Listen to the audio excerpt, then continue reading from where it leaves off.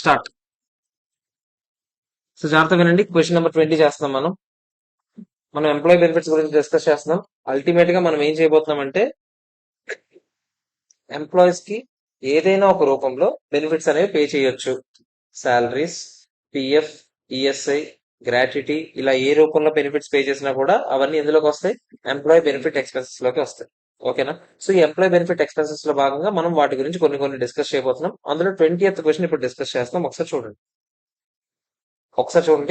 ఈ రోజు పెద్ద క్వశ్చన్స్ లో ఒక పెద్ద క్వశ్చన్ చెప్పాం అనుకోండి, దాని బేస్ మీద మొత్తం చాలా క్వశ్చన్స్ ఉంటాయి. సో ఈ 20th క్వశ్చన్ చూడండి, ఇది చాలా చిన్నదే. ఇదేంటో చూడండి. ఏ పోస్ట్ ఎంప్లాయ్మెంట్ మెడికల్, అసలు పోస్ట్ ఎంప్లాయ్మెంట్ ప్లాన్ అంటే ఏంటో చెప్పండి. పోస్ట్ ఎంప్లాయ్మెంట్ మెడికల్ ప్లాన్ అంటే ఏంటి? అంటే ఎంప్లాయ్మెంట్ అయిపోయిన తర్వాత కూడా వాడు మానేసాక ఏదైనా వాడికి మెడికల్ ఎమర్జెన్సీ లాంటివి ఏమైనా వస్తే వాటి కోసం అన్నట్టు. ఓకేనా? సో దానికోసం ఏం చెప్తున్నాడు? రీఇంబర్సెస్ 40% of an employees post employment medical cost if the employee leaves after more than 10 and less than 20 years. అంటే వాడు 10 to 20 years మధ్యలో ఎప్పుడైనా వెళ్ళిపోయాడు అనుకోండి బయటికి, అప్పుడు వాడికి అయ్యే ఖర్చులో 40% రీఇంబర్స్మెంట్ మనమే చేస్తాం ఉద్యోగం మానేశాక.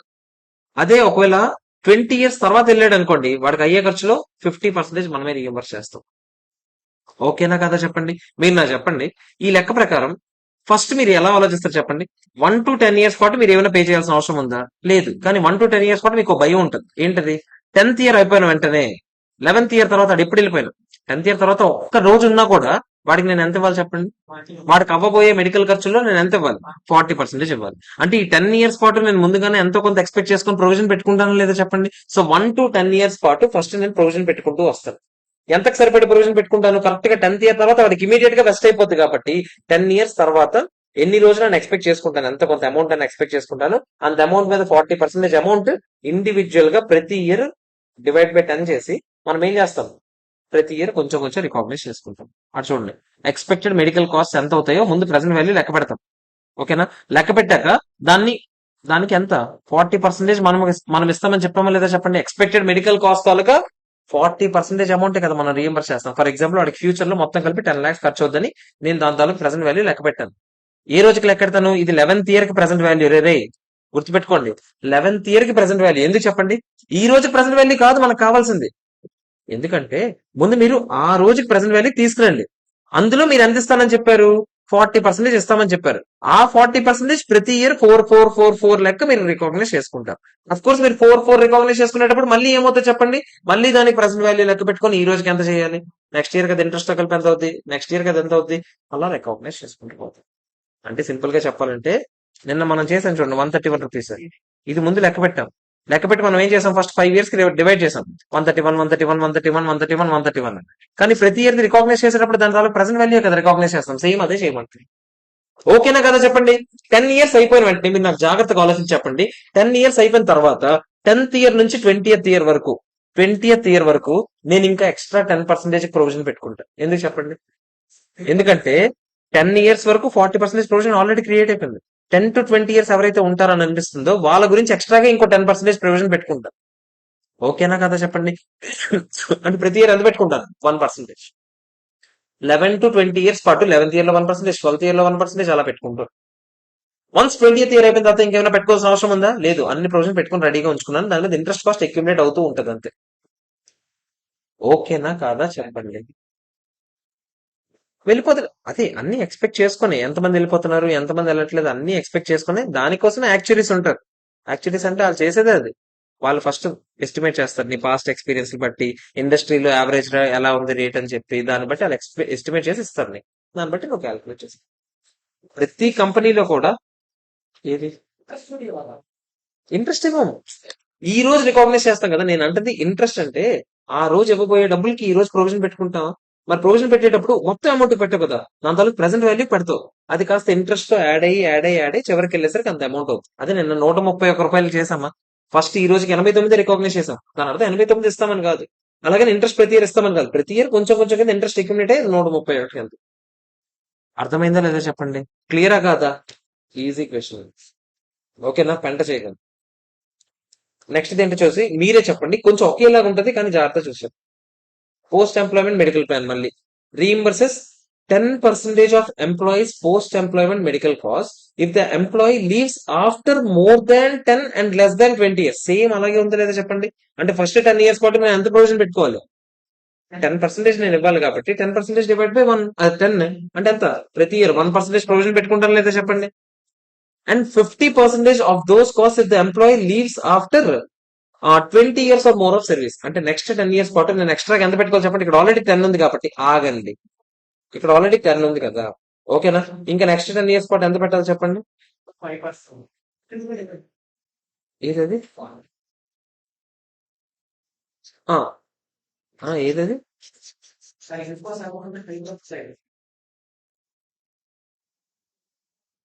service in later years will lead to materially higher level of benefit than earlier years. So for employees expect to leave after 20 years old, the employee should attribute benefit on sharing service beyond 20 years will lead to no material benefit. Okay, ఇక్కడ చూడండి ఇది ఏమంటాడంటే, ఇప్పుడు ఎప్పుడైనా provision ఎక్కువ పెట్టుకుంటేనే బాధలేదు. ఎక్కువ అదే ప్రొవిడెన్స్ కాన్సెప్ట్. ముందుగానే ఎంత వీలైతే అంత పెట్టుకోవడం బెటర్ కదా చెప్పండి. అదేమంటాడంటే 20 years ఆర్ మోర్ ఎవరు ఉంటారని అనిపిస్తుందో వాళ్ళ గురించి ఇప్పటి నుంచి ఎక్స్పెక్ట్ చేసి వాళ్ళ గురించి ఎంత పెట్టాలి చెప్పండి. 50% ప్రొవిజన్ పెట్టాలి కదా. వాళ్ళకి మామూలుగా 50% ఇవ్వాలి కదా అమౌంట్. ఆ 50% డివైడ్ బై 20 years చేసి ఒకసారి చూడండి ఏమవుతుంది. డివైడ్ బై 20 years చేస్తే ప్రతి ఇయర్ ఎంత పెట్టుకుంటారు మీరు వాళ్ళ కోసం ప్రొవిజన్. ఎందుకంటే చూడండి 50% ఎప్పుడు ఇస్తారు చెప్పండి.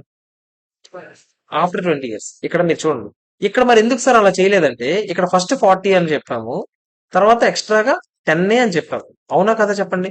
అంటే ఫస్ట్ 40% మనం 10 years పెట్టాము. నెక్స్ట్ 10 years పాటు ఎంత పెట్టాము? 1% లెక్క పెట్టుకున్నాం. అది ప్రాబ్లం లేదు. ఎందుకు? ప్రుడెన్స్ కాన్సెప్ట్ ప్రకారం ముందే ఎక్కువ పెట్టేశాం. కానీ ఇక్కడ కాన్సెప్ట్ ఏంటి చెప్పండి. ఇక్కడ ముందు ఎంత పెడుతున్నాము? 10 పెట్టామనుకోండి, 10కి పెట్టామనుకోండి, ప్రతి ఇయర్ ఏమవుతుంది చెప్పండి. 1 లెక్క 10 years పాటు పెడతారు. మీరు నెక్స్ట్ ఏమంటున్నారు? 40% డైరెక్ట్ గా 10 years పెట్టండి అని చెప్తున్నారు. అంటే నెక్స్ట్ మీరు ఏం పెడుతున్నారు? 4 లెక్క పెడుతున్నారు. ఇక్కడ మీరు చూస్తే గమనిస్తే ఫస్ట్ లోనేమో తక్కువ పెట్టుకుంటున్నారు, తర్వాత ఎక్కువ పెట్టేసుకోవాల్సి వస్తుంది. ఇందాక క్వశ్చన్ లో రివర్స్. ఫస్ట్ లో 4 పెట్టాం, తర్వాత 1 పెట్టాం. ప్రుడెన్స్ కాన్సెప్ట్ ఏం చెప్తుంది? లాస్ ఏదైనా ఉంటే ముందుగానే ఏదైనా రికాగ్నైజ్ చేసే ప్రొవిజన్ అని చెప్తుంది. సో అదేమంటాడంటే ముందుగానే ఆ 50% బ్యాచ్ ఎంతమంది ఉంటారో ఆలోచించండి. అంటే 20 years వరకు మన దగ్గర ఎవరెవరు సర్వీస్ లో ఉండబోతున్నారో ఆలోచించండి. 20 years ఎవరెవరు మన దగ్గర సర్వీస్ లో ఉంటారో ఎక్స్పెక్ట్ చేయండి. ఎక్స్పెక్ట్ చేసిన వాళ్ళకి ఎక్స్పెక్టెడ్ మెడికల్ కాస్ట్ ఎంతో లెక్కెట్టండి. ఆ లెక్కెట్టిన అమౌంట్ లో 50% లెక్క పెట్టేసి ఇప్పటి నుంచి రికాగ్నైజ్ చేసి ఉండాలి ప్రొవిజన్. ఇప్పటి నుంచే చేసామనుకోండి, అంటే 0th year నుంచి రికాగ్నైజ్ చేయడం స్టార్ట్ చేసామనుకోండి, 50% కదా వాళ్ళకి ఇవ్వాల్సిన అమౌంట్. డివైడ్ బై 20 years ఎంత చెప్పండి. 2.5 లెక్క పెట్టుకోండి. ఎవరైతే ఈ 10 years తర్వాత వెళ్ళిపోతారని అనిపిస్తున్న బ్యాచ్ ఉంది కదా, వాళ్ళకి ఒక 10% ప్రొవిజన్ పెట్టుకుంటే సరిపోతా లేదా చెప్పండి. వాళ్ళకి ఫస్ట్ 10 years పాటు 1 పెట్టేయండి. 2 ప్రొవిజన్లు, దానికి వేరే దీనికి వేరే. ఓకేనా కదా చెప్పండి. ఇయర్ 1 నుంచి ఈ 2 స్టార్ట్ అవుతున్నాయి. ఇందాక ఇయర్ 1 నుంచి స్టార్ట్ అవ్వలేదు. ఇందాక ఇయర్ 1 నుంచి 55 చేసుంటే, ఎందుకంటే ప్రుడెన్స్ కాన్సెప్ట్ ప్రకారం ఇక్కడ చేస్తున్నాం అంతే. ఇక్కడ అదేమంటాడు చూడండి. ఇక్కడ మీరు చూస్తే ఆ లైన్ మీనింగ్ చూడండి. సర్వీస్ ఇన్ లేటర్ ఇయర్స్ అంటే తర్వాత 10th year తర్వాత సర్వీస్ చేస్తే will lead to materially higher level of benefit than in earlier years. మీరు ఇక్కడ గమనిస్తే లేటర్ ఇయర్స్ లో అంటే 11th year తర్వాత నుంచి సర్వీస్ చేసినందుకు గాను వాడికి ముందు వచ్చిన బెనిఫిట్ కన్నా విపరీతమైన ఎక్కువ బెనిఫిట్ వస్తుంది. 11 years పనిచేసేది. ఇప్పుడు మీరు ఆలోచించండి, 11 years పనిచేసి వెళ్ళినోడికి 10% వస్తుంది, కానీ 20 years పనిచేసి వెళ్ళినోడికి ఎక్స్ట్రాగా 40% వస్తుంది. అంటే ఫ్యూచర్ లో ఎక్కువ అయిపోతుంది సడన్ గా అమౌంట్.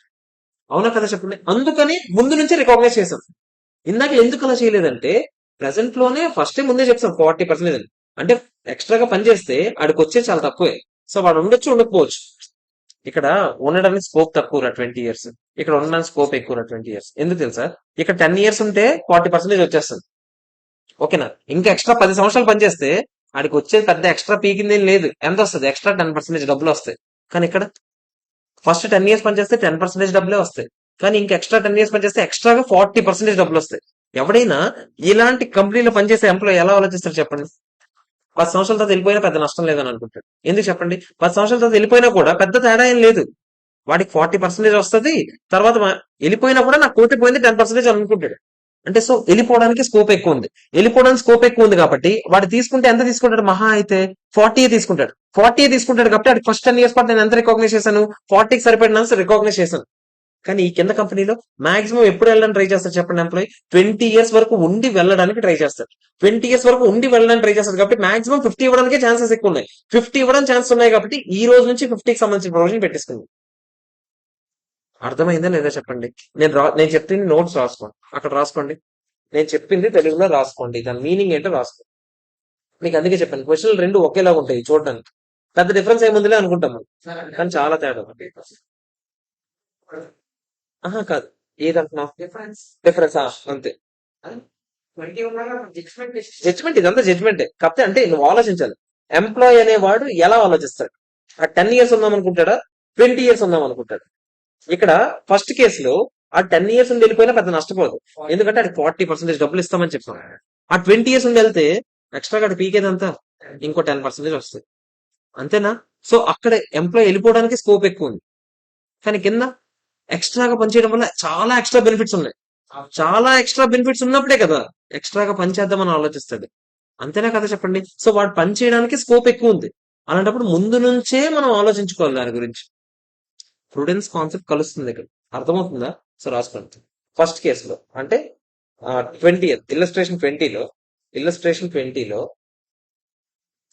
ఇల్లస్ట్రేషన్ 20లో ఇల్లస్ట్రేషన్ 20లో ఎంప్లాయీ మెంటాలిటీ ఎలా ఉంటుందంటే ఇల్లస్ట్రేషన్ 20లో ఎంప్లాయీ మెంటాలిటీ ఎలా ఉంటుందంటే ఇల్లస్ట్రేషన్ 20లో ఎంప్లాయీ మెంటాలిటీ ఎలా ఉంటుందంటే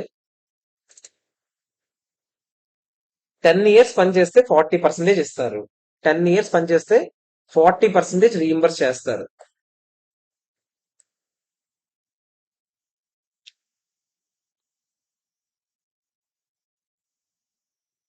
టెన్ ఇయర్స్ పనిచేస్తే 40% రీఇంబర్స్ చేస్తారు.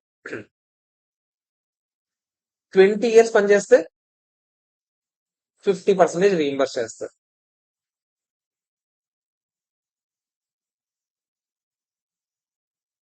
సో ఎక్స్ట్రాగా 10 years పనిచేయడం వల్ల ఎక్స్ట్రాగా 10 years పనిచేయడం వల్ల ఎక్స్ట్రాగా 10 years పనిచేయడం వల్ల మనకి వచ్చే ఎక్స్ట్రా బెనిఫిట్ 10% మాత్రమే.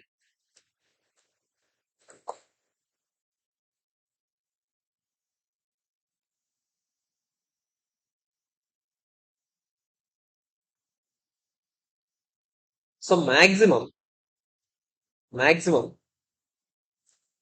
ఎంప్లాయీ 10 to 20 years మధ్యలో వెళ్ళిపోవడానికి ఛాన్స్ ఎక్కువ ఉంది. ఎంప్లాయీ 10 to 20% మధ్యలో వెళ్ళిపోవడానికి ఛాన్స్ ఎక్కువ ఉంది. సరే నేనేమన్నాను? పర్సెంట్ 10 to 20 years మధ్యలో వెళ్ళిపోవడానికి ఛాన్స్ ఎక్కువ ఉంది.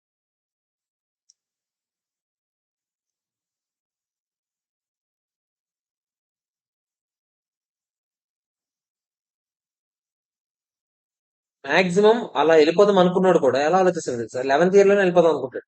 ఎందుకు ఇంకా వెళ్ళిపోదాం అని ఫిక్స్ అయినాడు ఎప్పుడైనా 11th year లోనే మాక్సిమం వెళ్ళిపోవడానికి ట్రై చేస్తాడు. ఉందాం అనుకుంటే 20 వరకు ఉంటాడు, లేకపోతే 11th లోనే వెళ్ళిపోతాడు. అవునా కదా చెప్పండి? అంతే కదా, వాడికి ఎక్స్ట్రాగా చాలా ఫ్యాక్టర్స్ ఉంటాయి కదా, నేను ఈ ఫ్యాక్టర్ ఒక్కటే చూస్తున్నాను. దాన్ని బట్టి సో రాసుకోండి. సో 10 years పాటు వెళ్ళిపోయే ఎంప్లాయీస్ ఎంతో ఎస్టిమేట్ చేసి, అది 10 years తర్వాత వెళ్ళిపోయే ఎంప్లాయీస్ ఎంతో ఎస్టిమేట్ చేసి 10 years తర్వాత వెళ్ళిపోయే ఎంప్లాయీస్ ఎంతో ఎస్టిమేట్ చేసి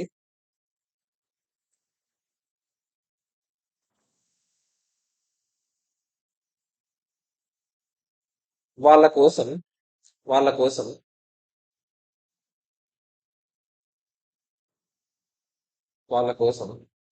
40% ఆఫ్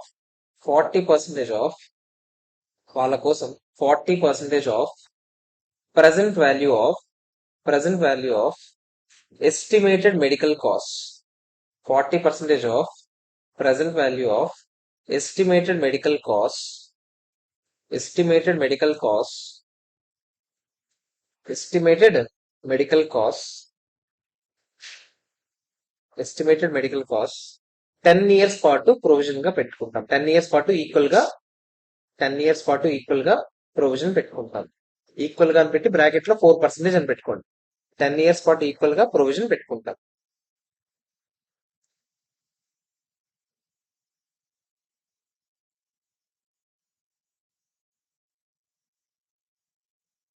ఇప్పుడు ఆ 20 years తర్వాత వెళ్ళిపోయే బ్యాచ్ చాలా తక్కువ ఉంటారు.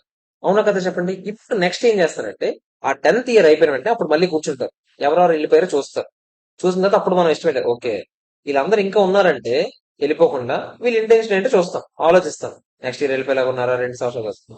ఇప్పుడు ఎవరైతే 20 years వరకు ఉంటారో బాబు వీడికి ఇంకో దిక్కు లేదని అనిపిస్తుందో వాళ్ళ కోసం ఎక్స్ట్రాగా 10% ప్రొవిజన్ పెట్టుకుంటే సరిపోతుంది.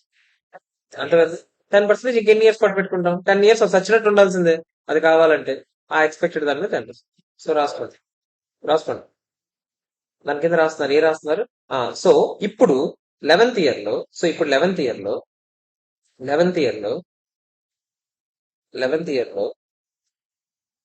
20 years పాటు కంటిన్యూ అవ్వబోయే ఎంప్లాయీస్ ఎంతో ఎస్టిమేట్ చేసి 20 years పాటు కంటిన్యూ అవ్వబోయే ఎంప్లాయీస్ ఎంతో ఎస్టిమేట్ చేసి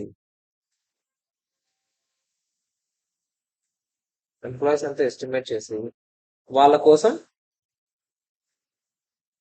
కోసం ఎంత పెట్టుకుంటాం చెప్పండి. వాళ్ళ కోసం extra 10% divided by 10 years provision గా పెట్టుకుంటాం ప్రతి ఇయర్.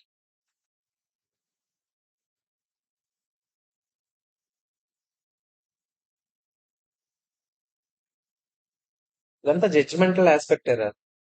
ఓకేనా. ఉమ్. ఈ చాప్టర్ అంతా జడ్జిమెంట్ మొత్తం. ఇది ఈ క్వశ్చన్ కేసు ఇలాగిస్తాడు. తర్వాత మార్కులు అస్సలు రాదు, మినిమం రాదు మార్కులు. ఆడ ఎక్స్పెక్ట్ చేస్తుందే ఇది. గురు రేపు ఎంతకి మార్నింగ్ రా, 9:30 క్లాస్. విన్నావేమన్నా? ఒక చూడండి.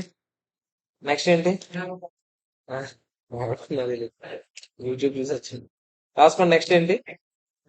ఆ, అలాంటి బ్యాచ్. నెక్స్ట్ ఏం చూడండి, ఏది రాస్తా. ఇల్లస్ట్రేషన్ 21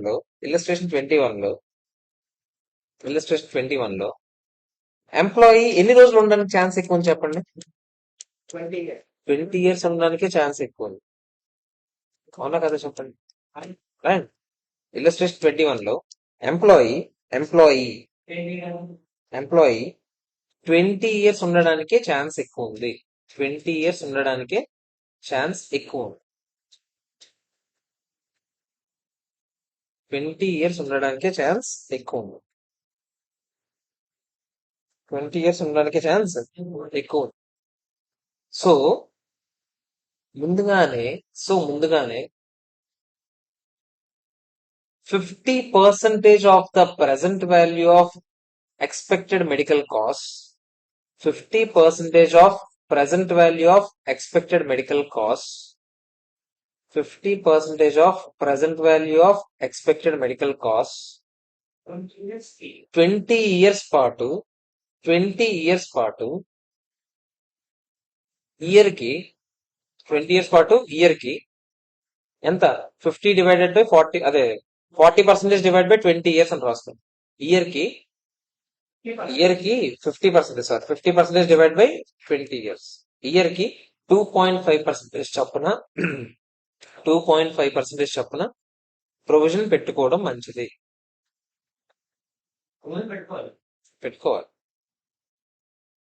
పెట్టుకోవడం మంచిది అంటే అదే పెట్టుకోవాలి. ఓకేనా కదా చెప్పండి. క్లియరా? పెట్టుకోవడం మంచిదని రాశారు. ఇంకోటి పెట్టాలి, ఇదైంది కదా. అలాగే అలాగే దాంతో పాటు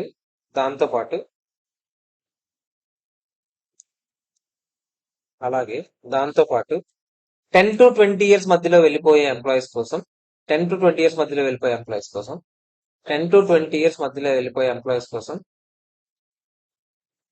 10 to 20 years మధ్యలో వెళ్ళిపోయే ఎంప్లాయీస్ కోసం 10% divided by 10 years 10% divide by 10 years provision గా పెట్టుకోవాలి. అంటే పైన వాళ్ళు లేరు రే, ఆ 2.5 లో లేరు, వాళ్ళు లేరు, వీళ్ళు వేరు. ఓకేనా కదా సార్? 2.5 పెట్టావు కదా, వాళ్ళందరూ ఎవరు? 20 years కన్నా ఎక్కువ ఉండే ఎంప్లాయీస్. వీళ్ళందరూ ఎవరు? 10 to 20 years మధ్యలో ఉండే ఎంప్లాయీ. రెండు ఫస్ట్ ఇయర్స్ పెట్టుకోవాలి. అది అవన్నీ కామన్. ఓకేనా కాదా చెప్పండి, క్లియరా కాదా? అవును, ఇది 2.5% ప్రొవిజన్. అదే 2.5% అమౌంట్ కి ప్రెస్ వాల్యూ ఎంత అయితే అంత అమౌంట్ క్రియేట్ చేస్తాం. ఓకేనా కాదా చెప్పండి, క్లియరా? చాలా ఇంపార్టెంట్ క్వశ్చన్ రా, చాలా చాలా ఇంపార్టెంట్ క్వశ్చన్. ఓకేనా? ఇది కూడా అంతే. 21 ఎందుకంటే జనరల్ గా కన్ఫ్యూజ్ చేయడం చాలా ఈజీ. సో నాకు తెలిసి బిట్స్ లో ఇవ్వడానికి కూడా చాలా ఎక్కువ స్కోప్ ఉంది. అలాగే ఇంకోటి ఉంటుంది, ఇది కూడా చాలా బాగుంటుంది. అంటే ఇలా కొంచెం ఆలోచించడానికి బాగుంది కదా ఇది, అట్లీస్ట్ అవును కదా అని అనిపించేలాగా ఉంది. ఓకేనా? సో ఒకసారి చూడండి, సేమ్ అలాంటిది ఇంకో క్వశ్చన్ ఉంది. Hello.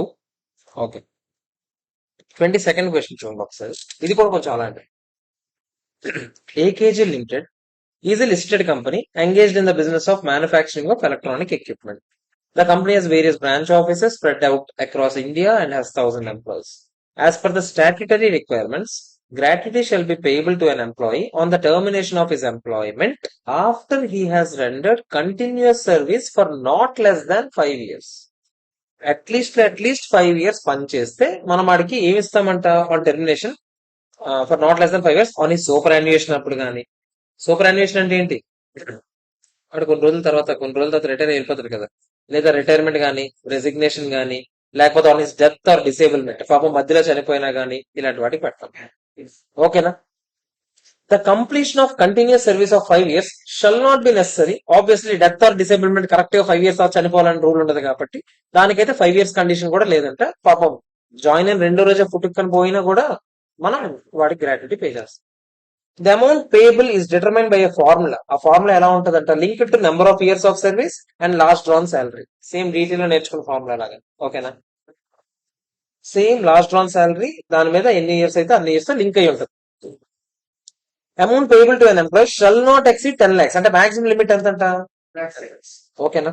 Compute the amount of employee benefit if any attributable to each year of service. ఒకసారి జాగ్రత్త చూడండి. ఒకసారి చూడండి. The amount of gratuity would be attribute to each year of service and obviously గ్రాట్యుటీకి ఎంతో కొంత ప్రొవిజన్ ప్రతి ఇయర్ పెట్టుకోవాలి. ఫస్ట్ 5 years పాటు పెట్టుకోవాలి. ఇదైతే మన క్లారిటీ. ఎందుకు చెప్పండి, 5 years తర్వాత వెళ్ళిపోయే వాళ్ళ కోసం. అఫ్ కోర్స్ చనిపోయిన వాళ్ళకైతే అలాంటివి ఉండవు. Number of employees not likely to fulfil the eligibility criteria will be ignore. మన అంతే కదా, ఎవరెవరైతే వెళ్ళిపోతారని అనిపిస్తుందో వాళ్ళందరినీ పట్టించుకుంటామా? పట్టించుకోవాలి. Other employees will be group according to the period of service. అంటే ఏం చేస్తారు, ఇది థియరీ క్వశ్చన్, ఎలా లెక్కటం చెప్తున్నాడు.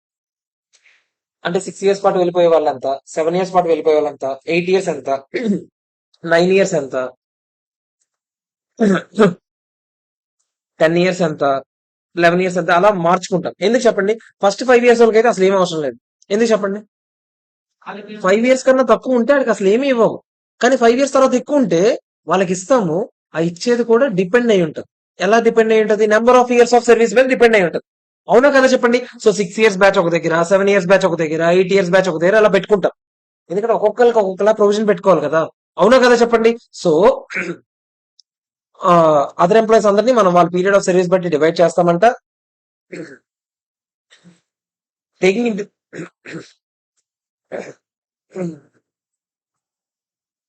అది తాగడం వల్ల ఒకసారి వాళ్ళ మార్టాలిటీ రేట్ కూడా మార్టాలిటీ రేట్ అంటే ఏంటి? వాళ్ళ చనిపోయే ఏజ్, జనరల్ గా యావరేజ్ లైఫ్ పీరియడ్ ఉంటది కదా, యావరేజ్ లైఫ్ స్పాన్, అది కూడా చూసుకుంటాం. డిసేబుల్మెంట్ అది కూడా దృష్టిలో పెట్టుకుంటాం. రెసిగ్నేషన్ ఆఫ్టర్ 5 years ఇది కూడా దృష్టిలో పెట్టుకుంటాం. ఇలా రకరకాలవన్నీ దృష్టిలో పెట్టుకొని దాన్ని బట్టి వీడికి ఏ కేటగిరీలో పెట్టాలని ఆలోచించండి అంటున్నాడు. ఆగా ఇదంతా బాగుంటుంది. లాస్ట్ పారాగ్రాఫ్ వచ్చి దిమ్మ తిరిగిపోతుంది. ఒకసారి చూడండి. అన్నాక ఏమంటున్నాడు, gratuity payable will be calculated. Obviously లెక్క పెట్టిన తర్వాత ఏం చేస్తాను చెప్పండి.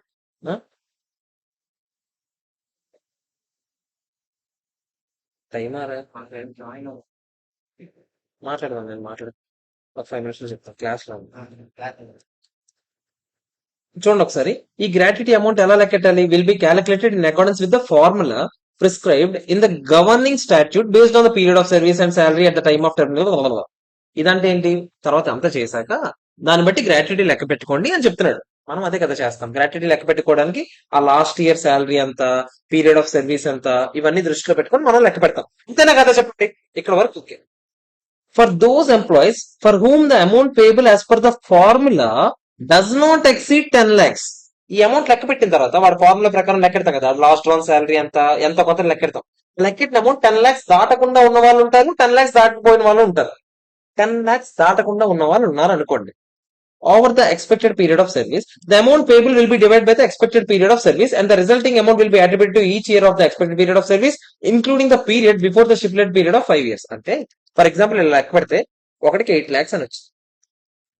8 lakhs అని వస్తే ఆడేమంటున్నాడు, 8 lakhs అని వచ్చింది కదా, ఎన్ని ఇయర్స్ అని వస్తుందో లేదో చెప్పండి. ఆహా, 5 years కాదు. ఇప్పుడు వాడు ఎగ్జాంపుల్ ఫర్ ఎగ్జాంపుల్ మనం ఎక్స్పెక్ట్ చేసాం కదా, కేటగిరీ వైజ్ డివైడ్ చేసాం కదా.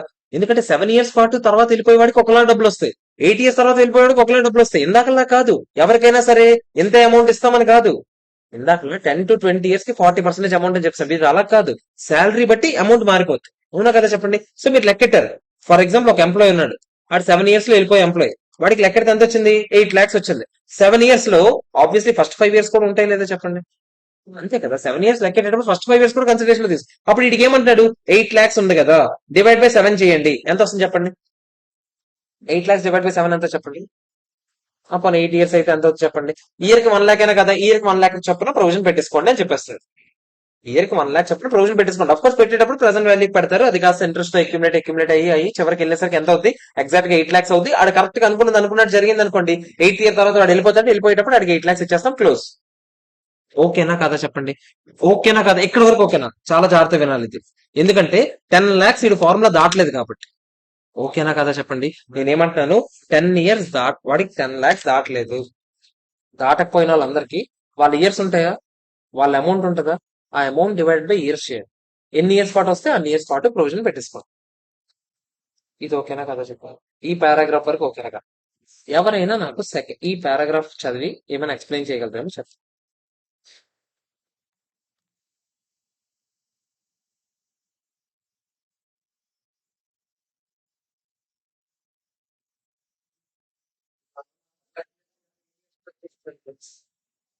ఓకే. మనం 8 years కి లెక్కేసుకోవాలి. తర్వాత నుంచి మనం గ్రాడ్యుయేషన్ మళ్ళీ పెట్టకూడదు. ఏంటది. సో 10 lakhs మనం 8 years కి వచ్చేస్తుంది అనుకోండి. ఓకే. 10 years అంతే. ఇంకా తర్వాత ఏం పెట్టలేదు. ఇది ఏమంటారు చూడండి. In case of remaining employees, ఒకవేళ amount as per formula 10 lakhs దాటేసింది అనుకోండి. దాటేసింది ఫర్ ఎగ్జాంపుల్ 10 years కి దాటింది అనుకుందాం. ఆ 10 years ఉంటాడని మన ఎక్స్పెక్టేషన్. 10 years ఉంటాడు, 10 lakhs అమౌంట్ దాటింది అనుకుందాం. ఫర్ ఎగ్జాంపుల్ 10 years కి 12 lakhs అని వచ్చింది అనుకుందాం. ఆ అమౌంట్ లెక్కెట్టేటప్పుడు ఆడికి ఆ 10 lakhs లిమిట్ ఎప్పుడైతే వచ్చింది, ఆ 10 years కి 12 lakhs వచ్చింది. ఆడు కనుక నిజంగా 8 years లోనే వెళ్ళిపోయి ఉంటే 10 lakhs వచ్చుండేది అనుకోండి ఇదంతా అనుకోండి. మన దగ్గర ఏ ఫిగర్స్ లేవు. ఫర్ ఎగ్జాంపుల్ ఎప్పుడో ఒక ఫిగర్ వస్తుంది కదా, 8 years కి ఫర్ ఎగ్జాంపుల్ 10 lakhs వచ్చేస్తుంది అనుకుందాం ఆడి శాలరీకి.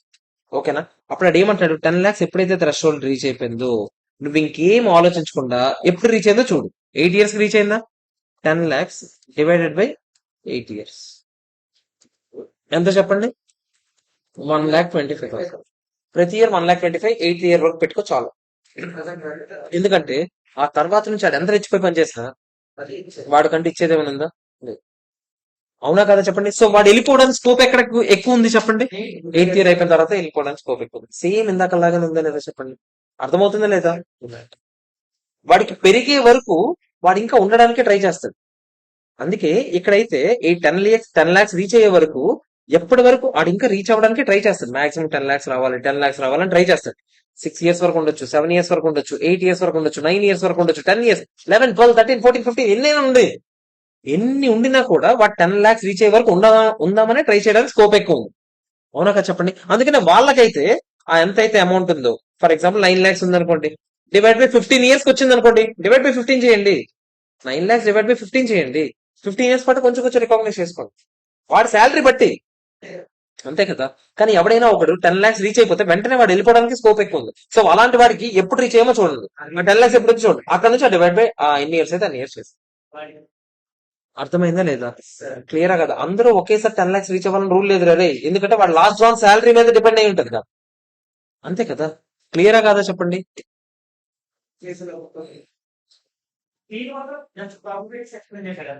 ఇదంతా ఎలా లెక్కెట్టాలో చెప్పడానికి ఇది ఇక్కడ వరకు చెప్పాడు. ఈ ఫస్ట్ అంతా ఈ 2 పేరాలే మెయిన్. ఈ 2 పేరాలు ఆన్సర్ లో ఉండాలి. 10 lakhs దాటే వాళ్ళ పరిస్థితి ఏంటి, 10 lakhs దాటని వాళ్ళ పరిస్థితి చెప్పరా. ఎత్తుకునే అదే అందుకే ఆడు అంటున్నాడు కదా మార్టాలిటీ రేట్ కూడా ఆలోచించుకోండి అన్ని ఆలోచించుకునే ఒక ఎంప్లాయీ ఎప్పటి వరకు అని ఆలోచించుకుని చెప్పమంటారు దానికే కదా యాక్చువరీస్ ఉండదు అర్థమైందా లేదా చెప్తుంది క్లియరా కాదు క్లియర్ అందుకే మీకు ఇన్కమ్ ట్యాక్స్ లో మీకు గుర్తుంటే మనకి ఏ ప్రొవిజన్ పెట్టుకోవడానికి ఛాన్స్ ఉండదు కానీ ప్రొవిజన్ ఫర్ గ్రాట్యుటీ మాత్రం గుర్తుంటే అదే 40A7 గుర్తుందా 40A7 సెపరేట్ గా దానికి ఒక సెక్షన్ తగలాడుతుంది 40A7 గుర్తుందా సరే ఇప్పుడు ఎందుకు లేదు ఏం లేదు ఏం లేదు ఊరికే అన్న సరదాగా అన్న నెక్స్ట్ చూడండి అదే అది ఎప్పుడైతే పే చేస్తామో అది ఆ, ఇవన్నీ ఇవన్నీ ఎవరు ఇన్కమ్ ట్యాక్స్ ఎవరు ఉమ్, ఆ, అవునవును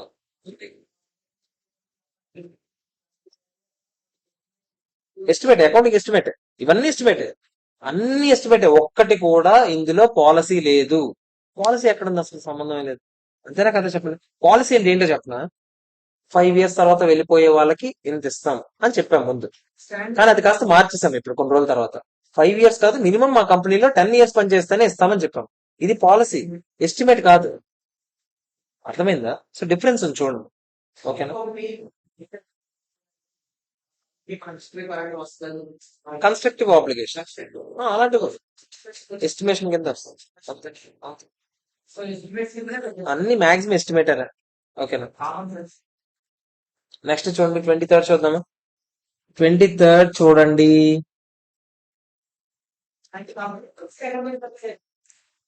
అంతే మరి అది అదే కదా డిప్రిసియేషన్ కూడా అదే కదా చేస్తారు కంపెనీ పాలసీ ఏదైతే అదే కదా account policy hello hello hello okay 23rd one చూద్దామా చూడండి Pratap limited belongs to ship building industry the company reviewed and actuarial valuation for the first time అదే యాక్చురియల్ ని పిలిపించాడంట మనం అదే కదా చెప్తున్నాం ఇందాక నుంచి అదే వాళ్ళే కదా ఇచ్చేస్తారు పెన్షన్ స్కీమ్ కోసం పిలిపించారంట వాళ్ళు వచ్చి అన్ని లెక్కెట్టి సర్ప్లస్ పెట్టేశారు మీరు అంత అవసరం లేదు 60 lakhs సర్ప్లస్ పెట్టేశారని చెప్పాడు it wants to spread the same over the next 2 years by reducing the annual contribution to 20 lakhs instead of 50 lakhs మామూలుగా ప్రతి సంవత్సరం మనం 50-50 దాచుకుంటాం నెక్స్ట్ 2 years పాటు 20-20 దాద్దాము అప్పుడు 30-30-60 ఉంటది కదా ఎలాగో సర్ప్లస్ ఉంది కదా ప్రతి ఇయర్ దాస్తున్నాం కదా డబ్బులు ఆ దాచే డబ్బులు ఎలాగో ఇప్పటి వరకు ఎక్కువ దాచామని చెప్పాడు యాక్చువల్లీ ఎంత ఎక్కువ దాచామని చెప్పాడు అందుకే నెక్స్ట్ ఇయర్ 30 తక్కువ దాద్దాం నెక్స్ట్ ఇయర్ 30 తక్కువ దాద్దాం ఆటోమేటిక్ గా సెట్ అవుతుంది కదా అలా అంటున్నారు the average remaining life of employees is estimated to be 6 years advise the company in line with Ind AS 19 అని అడుగుతున్నాడు ఒకసారి జాగ్రత్త చూడండి as per Ind AS 19 any actual gain గానీ లాస్ గానీ వచ్చింది అనుకోండి should be recognised as remeasurement of net defined benefit liability or asset in the other comprehensive income ఓకేనా అంటే ఒక యాక్చువరీ వచ్చి మీరు ఎక్కువ పెట్టేశారనో తక్కువ పెట్టేశారనో అని అనడం వల్ల ఒక గెయినో లాసో ఏదో ఒకటి వచ్చింది అనుకోండి ఈ రీమెజర్మెంట్ వల్ల ఫెయిర్ వాల్యూ ఎస్టిమేషన్ లాగా మీరు పెట్టిన దానికి ఎక్కువ పెట్టేశారో తక్కువ పెట్టేశారో గెయినా లాసా ఏదో ఒకటి చెప్తారు కదా వాడు చెప్పిన అమౌంట్ ని తీసుకెళ్లి మీరు ఎక్కడ వేయాలంట అదర్ కాంప్రహెన్సివ్ ఇన్కమ్ లో వేయాలి in the given case the amount of surplus from the pension scheme 60 lakhs actual gain ఏనా అవునా కదా చెప్పండి and should be recognised as remeasurement gain in other comprehensive income it should not be adjusted from the amount of annual contribution in the future years ఎందుకంటే ఇదంతా estimation అవునా కదా చెప్పండి మీకు గుర్తుంటే ఓసీఏలో మనం ఎలాంటి ఫిగర్లు వేస్తాం చెప్పండి రీవాల్యుయేషన్ ప్రాఫిట్ ఎందుకు వేస్తున్నాము అది నిజంగా ప్రాఫిట్ కాదు కూర్చొని లెక్క పెడితే అది ప్రాఫిట్ వస్తుందని అనిపించింది అందుకే అలాంటివి అక్కడ పెట్టాం ఇది కూడా అలాంటిది అర్థమైందా లేదా చెప్పండి సో మీరు తీసుకెళ్లి ఓసీఐలో పెట్టాలి క్లియరా కాదా చెప్పండి ఇప్పుడు మనం అది చూపిస్తాను నేను మీకు చెప్పాను కదా నిన్నటి నుంచి పెద్ద సమ్ చేస్తాం అందులో భాగమే ఇది కూడా ఓసీఐలో ఏముండదు ప్రొవిజన్ ఓసీఐలో యాక్చువల్ గెయిన్ అని చూపించండి అది ఎలా చూపిస్తాను అది నీకు చూపిస్తాను అవే ఆ ఎంట్రీస్ నేను చూపిస్తాను అంటున్నాను ఆ ఓసీఐలో ఎలా వేస్తామనేది నేను చూపిస్తాను అంటాను కదా అది నేను మీకు చూపిస్తాను క్లియరా కాదా చెప్పండి ఏం లేదు అది పెద్ద ఎంతేం కాదు ఇప్పుడు ఏదది మనకి ఇప్పుడు ప్రొవిజన్ ఎక్కువ పెట్టేసాం అవునా ప్రొవిజన్ ఇప్పుడు మళ్ళీ ఏం చేస్తాం చెప్పండి డెబిట్ కొడతాం టు ఓసీఏలోకి వేసేయండి అంతే పిఎన్ఎల్ వేయకండి ఏ ఎక్స్పెన్స్ అడ్జస్ట్ చేయకండి డైరెక్ట్ తీసుకెళ్ళి ఎక్కడ తోసేయమంటాడు ఓసీఏలో తోసేయండి రీమెజర్మెంట్ గెయిన్ కి మొత్తం అన్ని అయిపోయిన తర్వాత ఓసీఏ డైరెక్ట్ గా ఏమవుతుంది అనేది అక్కడ మాట్లాడతాం ఓకేనా కదా చెప్పండి వస్తుంది అదే చెప్తున్నాను నేను ఇప్పుడు చూడండి నెక్స్ట్ చూడండి 60 lakhs ని తీసుకెళ్లి ఓసీఐలో పెట్టేయండి. 60 lakhs గెయిన్. ఓకేనా కదా చెప్పండి. ఈ 60 lakhs గెయిన్ ని పిఎన్ఎల్ లో అడ్జస్ట్ చేయకండి. మీరేం చేద్దాం అనుకున్నారు? నెక్స్ట్ ఇయర్ నుంచి మనం కాంట్రిబ్యూట్ చేసే డబ్బులు యాక్చువల్ గా కరెంట్ సర్వీస్ కాస్ట్ అంటాం. కరెంట్ సర్వీస్ కాస్ట్ ఎక్కడ వేస్తాం? పిఎన్ఎల్ లో వేస్తాం. ప్రతి ఇయర్ ప్రొవిజన్ కోసం పెడతాం కదా, పిఎన్ఎల్ డెబిట్ అని. పిఎన్ఎల్ లో డెబిట్ తక్కువ కొడదాం అని అనుకుంటారు. అంటే ఇండైరెక్ట్ మీరు ఏం చేద్దాం అనుకుంటున్నారు? పిఎన్ఎల్ కి ఆ ప్రాఫిట్ ని ఇచ్చేద్దాం అనుకుంటున్నారు. పిఎన్ఎల్ లో 50 కొట్టాల్సిన చోట మీరు 20 కొడదాం అనుకుంటున్నారు. అంటే దాని మీనింగ్ ఏంటి? ప్రాఫిట్ లో మీరు ఇండైరెక్ట్ గా 30 ఇచ్చేస్తున్నారు. అవునా కదా చెప్పండి. అలా ఇవ్వకండి. అది ప్రాఫిట్ కి ఇంపాక్ట్ ఇవ్వకండి. దాని ఇంపాక్ట్ తీసుకెళ్ళి ఎక్కడ తోయమంటాడు? ఓసీఐలో తోయి. అర్థమైందా లేదా చెప్పండి? క్లియరా కాదా? So the change relating to actual valuation for the pension scheme requires disclosure. India's 8 ప్రకారం కూడా డిస్క్లోజర్ చేయాలి. ఆబ్వియస్లీ ఎందుకు చెప్పండి? ఇండియాస్ 8 ప్రకారం ఇదంతా ఎస్టిమేట్ కదా. ఎస్టిమేట్ లో ఏ చేంజెస్ వచ్చినా డిస్క్లోజ్ చేస్తాం లేదా? డిస్క్లోజ్ చేయండి అని చెప్తున్నాడు. ఓకేనా కాదా క్లియరా? ఆ పెద్ద క్వశ్చన్ లేవురా. వచ్చింది ఇది వచ్చింది. ఇదే. ఓ సూపర్. ఇదే ఆ పెద్ద క్వశ్చన్. ఇదే అసలైన క్వశ్చన్. ఈ క్వశ్చన్ చేస్తేనే మాక్సిమం ఎంప్లాయీ బెనిఫిట్స్ ఎవడైనా ఇవ్వాలనుకుంటే ఇలాంటి క్వశ్చన్ ఇస్తాడు. ఓకేనా? ఎందుకంటే ఇదే కొంచెం ఒక పెద్ద క్వశ్చన్ చేసిన ఫీలింగ్ వస్తుంది. ఓకేనా? ఎంప్లాయీ బెనిఫిట్స్ మిగతావన్నీ చిన్నవే. దరిద్రం కొడితే తప్ప అలాంటి వన్ వర్డ్ క్వశ్చన్స్ ఆన్సర్స్ కింద అదే మీ క్వశ్చన్ పేపర్ లో ఇవ్వడానికి ఛాన్స్ చాలా చాలా తక్కువ. ఇదైతే చాలా ఎక్కువ స్కోప్ ఉంది. ఓకేనా? జాగ్రత్త. ఫస్ట్ క్వశ్చన్ చదవండి. ఏం కంగారు పడదు. మనం నీట్ గా చేద్దాం. ఈ ఒక్క క్వశ్చన్ అరగంట పట్టినా మనకు పర్లేదు. ఎందుకంటే దాన్ని బట్టి మనకి మిగతా ఈజీ అవుతుంది. అందుకని ఒకసారి చూడండి. RKA private limited is an old company established in అప్పుడెప్పుడో పూర్వం మనకి తెలియదు. The company started with a very small capital base and today it is one of the leading companies in India. బాగానే ఉంది. కంపెనీకి యాన్యువల్ టర్న్ ఓవర్ 11,000 కోట్లు ఉందంట and planning to get listed in the next year. Next year listing లో కూడా వెళ్దాం అనుకుంటుందంట. మన ఇష్టం. Company has large employee base ఉందంట. అంటే ఫస్ట్ పారాగ్రాఫ్ దేనికి పనికిరాదు. 4 గీసుకోవడానికి కూడా పనికిరాదు. ఓకేనా? The company has a large employee base. The company provided A defined benefit plan ఒకటి పెట్టుకుందాం అని అనుకుంటున్నారు. డిఫైన్డ్ బెనిఫిట్ ప్లాన్ అంటే ఏంటి చెప్పండి?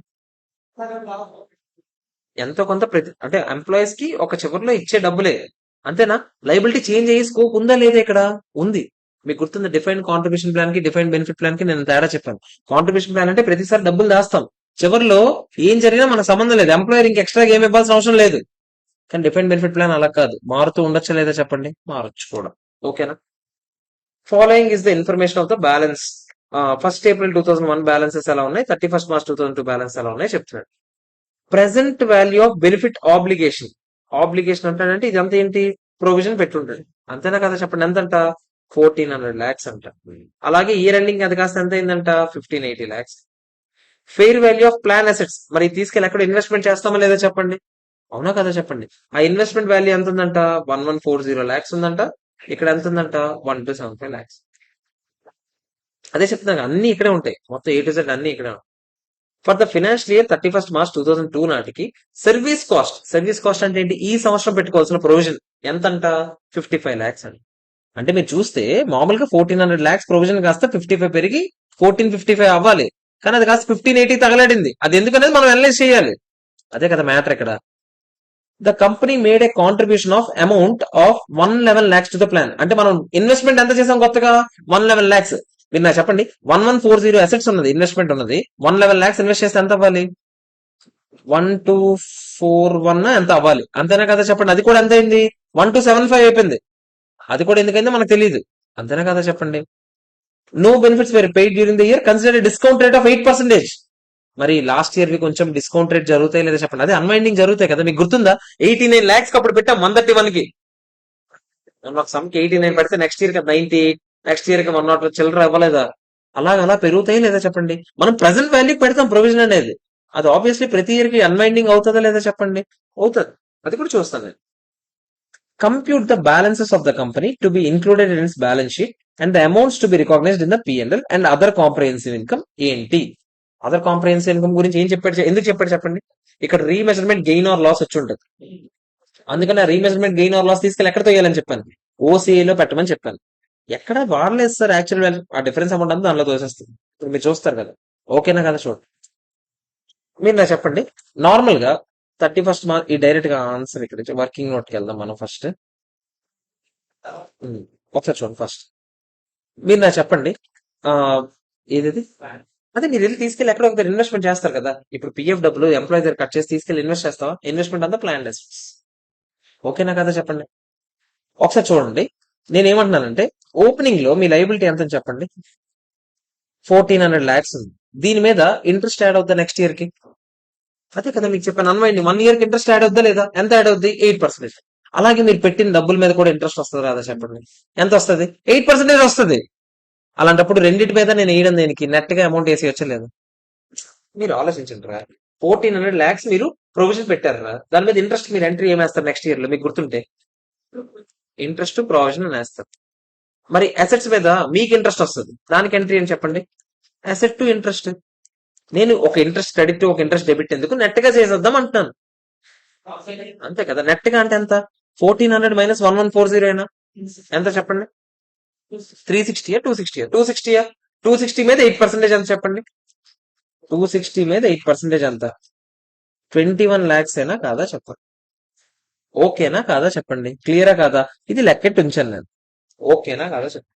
మీరు నా చెప్పండి, ఓపెనింగ్ బ్యాలెన్స్ ఎంత ఉందని చెప్పారు? ఈ లైబిలిటీ మీకు గుర్తుంటే 1400 ఓపెనింగ్, 1580 క్లోజింగ్. అవునా కాదా చెప్పండి. ఇదిగో చూడండి, ఇక్కడ చూడండి, అందరూ చూడండి. 1400 ఓపెనింగ్ లో వేసాను. Opening balance provision at side ఉంటుంది. Provision opening balance at side ఉంటుంది. లైబిలిటీ సైడ్ క్రెడిట్ సైడే కదా ఉంటుంది. క్లోజింగ్ బ్యాలెన్స్ ఇట్ సైడ్ అని ఉంటుంది. దీని మీద ఇంట్రెస్ట్ యాడ్ చేశారా లేదా మీరు? ఇంట్రెస్ట్ ఎంత యాడ్ చేశారు చెప్పండి. మీకు గుర్తుంటే మనం విడివిడిగా వేసుంటే ఇందాకలే చెప్పుండేవారు. 1400 మీద 8% అనా. మీరు 21 అని చెప్పకండి. ఇప్పుడు సెపరేట్ అకౌంట్ వేస్తున్నాను మళ్ళీ. ఇప్పుడు సెపరేట్ గా వేస్తున్నాను. 1400 మీద 8% అనా కాదా ఇంట్రెస్ట్ యాడ్ అయ్యేది? ఎంత చెప్పండి. 112 ఇంట్రెస్ట్ యాడ్ అవుతుంది. ఇంట్రెస్ట్ యాడ్ అయితే మీకు ఇప్పుడే చెప్పాను ఎంట్రీ. ఇంట్రెస్ట్ ప్రొవిజన్ ఇది ఇట్ సైడ్ అని పడుతుంది.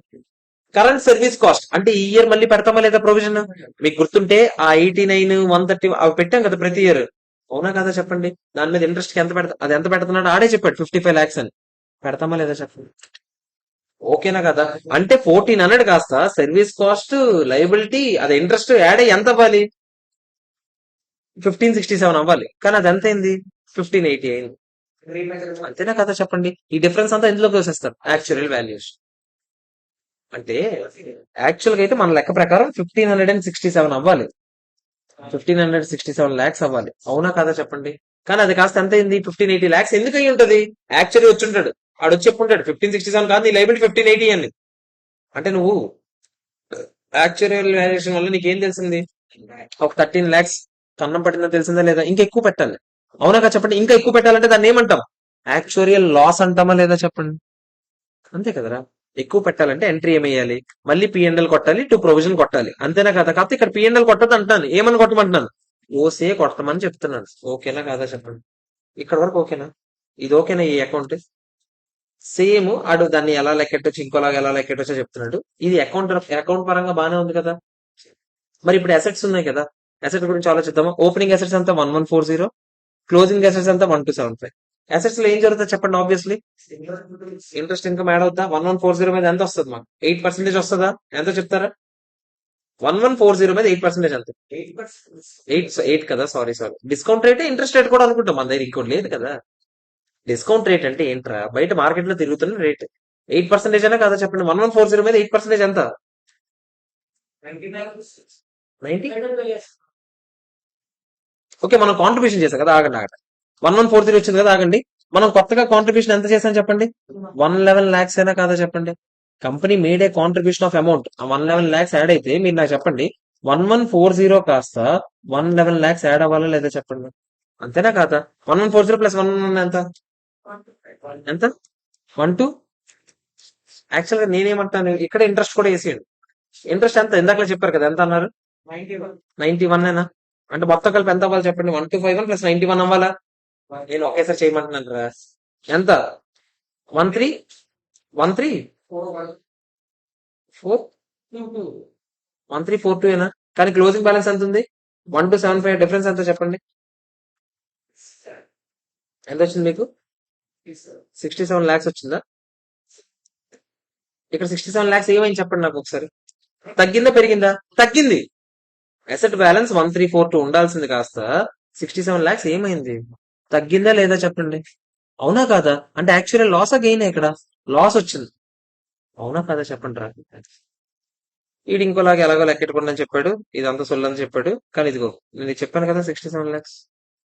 ఓకేనా కదా చెప్పండి. నేను వేరేగా చెప్పాను డిక్రీజ్ ఇన్ ప్లాన్ అసెట్స్ అంత సొల్లింది ఒకేసారి వేస్తే తేలిపోద్ది కదా. అవునా కదా చెప్పండి సార్. 67 సేమ్ దానిలాగా వేస్తే సరిపోదు కదా. ఇప్పుడు మీరు నాకు చెప్పండి, ఇందాక లైబిలిటీ విషయంలో కూడా లాస్ వచ్చింది, ఎంత వచ్చింది? 13 lakhs. అసెట్స్ విషయంలో కూడా లాస్ వచ్చింది. ఒకటి లాస్ వస్తే ఒకటి గెయిన్ రావాలని రూల్ ఏం లేదు రే. 13, ఇక్కడ ఎంత 67, మొత్తం కలిపి లాస్ ఎంత చెప్పండి? 80 lakhs లాస్. ఒప్పుకుంటారు లేదా చెప్పండి. ఓకేనా కదా చెప్పండి. ఆగండి. ఇప్పుడు ఇప్పుడు అది ఏం అడిగాడు అసలు మనకి? మీరు నాకు చెప్పండి, ఒకేసారి వేసేద్దాం. లాస్ ఎంత అన్నారు? 80 lakhs. ఈ లాస్ మొత్తం తీసుకెళ్ళి ఎక్కడ వేయమని చెప్పాను? ఓసీఐ డెబిట్ కొట్టాలా లేదా? 80 lakhs ఒప్పుకుంటారా లేదా చెప్పండి నాకు. ఈ పార్ట్ ఆఫ్ ద ఎంట్రీ ఓకేనా కాదు? ఇంకేమేమి జరిగాయి చెప్పండి. 111 రూపీస్ తీసుకెళ్లి ఎక్కడో డబ్బులు ఇన్వెస్ట్ చేసామా? దానికి ఎంట్రీ అని చెప్పండి. 2 క్యాష్ అయినా? ఇది కూడా ఓకేనా కదా చెప్పండి. సర్వీస్ కాస్ట్, ఇంట్రెస్ట్ కాస్ట్లు అన్ని ఎక్కడికి వెళ్తాయి చెప్పండి? పిఎండ్ఎల్ అకౌంట్కి వెళ్తాయా లేదా చెప్పండి. సర్వీస్ కాస్ట్ ఎంత వెళ్తాయి చెప్పండి? 55. మీకు గుర్తుందా? 55 ప్లస్ ఇంట్రెస్ట్ కాస్ట్ ఎంత చెప్తారా? సర్వీస్ కాస్ట్ 55 కదరా. ఇంట్రెస్ట్ కాస్ట్ మీరు ఎంత వేయాలి చెప్పండి. దీని మీద ఎంత వేసారు ఇందాక? 112 వేసామా లేదా చెప్పండి. నేను అంటున్నాను 112 ఇక్కడ డెబిట్ సైడ్ వేస్తాము, ఇక్కడ 91 క్రెడిట్ సైడ్ వేస్తాం. నెట్ గా ఎంత అంటే మీరు ఇందాకలే చెప్పారు, ఎంత? 21 అని చెప్పారా లేదా చెప్పండి. సో 55 ప్లస్ 21 నేను ఎక్కడ వేయాలి చెప్పండి? పిఎండ్ఎల్ అకౌంట్ లో వేయాలా లేదా? So profit and loss account 76 ఓకేనా కదా చెప్పండి. ఇక్కడ వరకు ఓకేనా? నేను మొత్తం మళ్ళీ ఎక్స్ప్లెయిన్ చేస్తాను. మీరు నాకు చెప్పండి, నెట్ గా ఏది పెరిగింది చెప్పండి. నెట్ గా ఏవే పెరిగి, ఒకటి పెరిగి ఉండొచ్చు, ఒకటి తగ్గుండొచ్చు, ఏదైనా జరుగుండొచ్చు లేదా చెప్పండి. అసెట్స్ ఏమో మీకు గుర్తుంటే నెట్ డిఫైన్డ్ లైబిలిటీ ఎంత ఉందో, closing balance net defined liability చూస్తే closing net liability 1580 lakhs minus 1275 lakhs అంటే 305. ఓకేనా. ఓపెనింగ్ నెట్ లైబిలిటీ ఏమో 260 lakhs. సో ఎంత ఇంక్రీజ్ అయింది చెప్పండి? 45 lakhs ఇంక్రీజ్ అయింది. నెట్ లైబిలిటీ రా. నెట్ లైబిలిటీ అంటే ఏంటి? ప్రొవిజన్ మైనస్ అసెట్స్ చేసి నెట్ గా ఎంత లైబిలిటీ ఉందని అడుగుతున్నాను. సెపరేట్ గా అడగకుండా 14 లేదురా, పోనీ మీకు ఎందుకు 1400 లైబిలిటీ ఉండేది కాస్త ఎంత అయింది? 1580 అయిందా? అంటే ఎంత పెరిగింది చెప్పండి లైబిలిటీ? 180 పెరిగిందా? పోనీ మీ బాధ ఏంటి? లైబిలిటీ 180 పెరిగింది అంతే కదా మీ బాధ. 2 లైబిలిటీ 180 వేస్తాను రా. ఓకేనా. మరి అసెట్స్ పెరిగాయా? అసెట్స్ ఎక్కడి నుంచి ఎక్కడికి వెళ్ళాయి చెప్పండి. 1140 నుంచి 1275 వెళ్ళిందా? ఎంత చెప్పండి? ఎంత? 135 ఏనా? 135 ఇక్కడ వేసాం అనుకోండి, ఏమని వేస్తాం? అసెట్స్ డెబిట్ కొడతామా పెరిగాయి కాబట్టి. 135, 180 క్రెడిట్, 135 డెబిట్ అంటే నెట్ కి ఎంత? 45. అదే వేసాడు.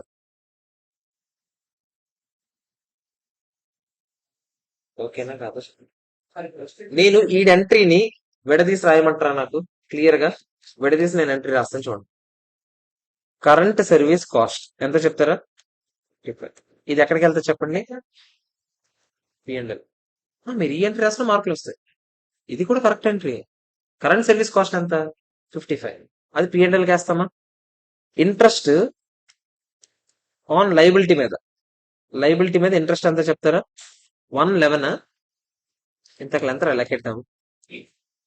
ఇంట్రెస్ట్ లైబిలిటీ మీద 112ఏనా? 112. తర్వాత ఇంకేం వేసాం మనం? ఓసీఐకి డెబిట్ కొట్టాం, గుర్తుందా? ఓసీఐకి డెబిట్ 2 సార్లు కొట్టాం, వేరు వేరుగా చెప్తాను నేను. Loss on remeasurement of liability అదంతా 13. అది ఇదంతా వచ్చింది మనకి 67. ఇది loss on remeasurement of liability 13. ఇది మళ్ళీ ఓసీఐకి ఎక్కడ డెబిట్ కొట్టాను? Loss of remeasurement of asset అదంతా వచ్చింది మనకి 67. అవునా? అసెట్స్ డెబిట్ కొట్టామా? మీకు గుర్తుందా? అసెట్స్ ఎంత డెబిట్ కొట్టారు? అదే 1275 మైనస్ 1140 ఎంత? 135 ఏనా? 2 లైబిలిటీస్ క్రెడిట్ కొట్టామా? ఎంత? 1580 మైనస్ 1400 అంటే 180 ఏనా? అంతేనా? తర్వాత ఇంకేం కొట్టాము? ఇంట్రెస్ట్ ఇన్కమ్ వచ్చింది కదా, ఇన్కమ్ ఆన్ అసెట్స్, అసెట్స్ మీద ఇన్కమ్ కూడా వచ్చింది కదా. నేను ఇంట్రెస్ట్ నెట్ ఫిగర్ వేస్తాను కదరా. ఆ ఇంట్రెస్ట్ ఎంత? మామూలుగా ఎంత రావాలో మనం చెప్పుకున్నాం కదా. 91 అయినా కాదా చెప్పండి. 91. ఇంకా ఏమీ లేదు మనం.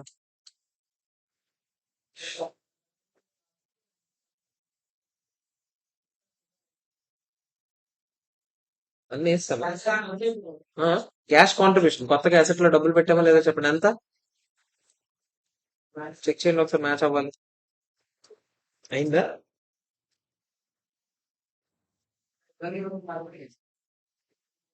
ఏది ఇదిగో 91 వేసాను కదా.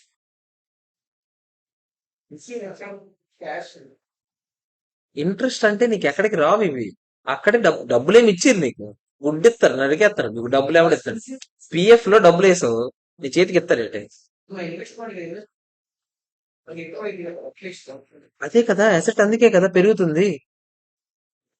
నీకు ఎప్పుడు డబ్బులు చేతికి ఇవ్వరు రాళ్ళు, డబ్బులు చేతికి ఎందుకు ఇస్తారు? నువ్వు ఎందుకు ఇస్తావు డబ్బులు? అది అక్యుములేట్ అయ్యి ఇది ఇవ్వరు. ఇది ఎందుకు ఇస్తారు? ఇవి నువ్వు ఎందుకు ఇస్తావు పిఎఫ్ లో డబ్బులు ప్రతి సంవత్సరం ఇంట్రెస్ట్ సంపాదించుకోవడానిక? ఇది నువ్వు వేసింది ఎందుకు? అక్యుములేట్ అయ్యి ఎప్పుడో ఒకసారి డబ్బులు ఇవ్వడానికి వాళ్ళు తిరిగి. అంతేనా కదా చెప్పండి, రాసుకోండి. కాసేపు వెళ్తున్నావా? కప్ టీ కప్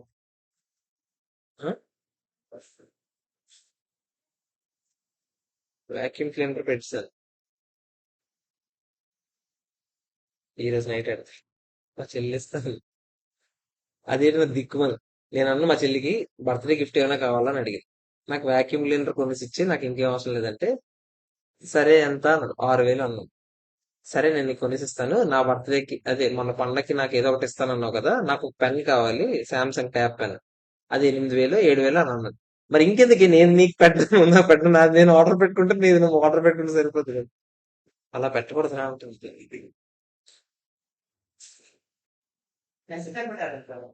ఏది వేస్తాను నేను, ఇది ఫస్ట్, ఇది రాయండి ఫస్ట్. నేను క్లియర్ గా అసెట్ అకౌంట్ కూడా మనం ఎలా వేసుకుందాం అలా వేసుకుందాం, అదే బెటర్ రా. ఇదంతా ఈ సోదంతా ఉండదు కదరా అప్పుడు. ఇది రాసుకున్నారా ఫస్ట్? అరే చాలా ఇంపార్టెంట్ క్వశ్చన్, కానీ చాలా ఈజీ రా, కరెక్ట్ గా చేస్తే మినిమం స్కోర్ రా.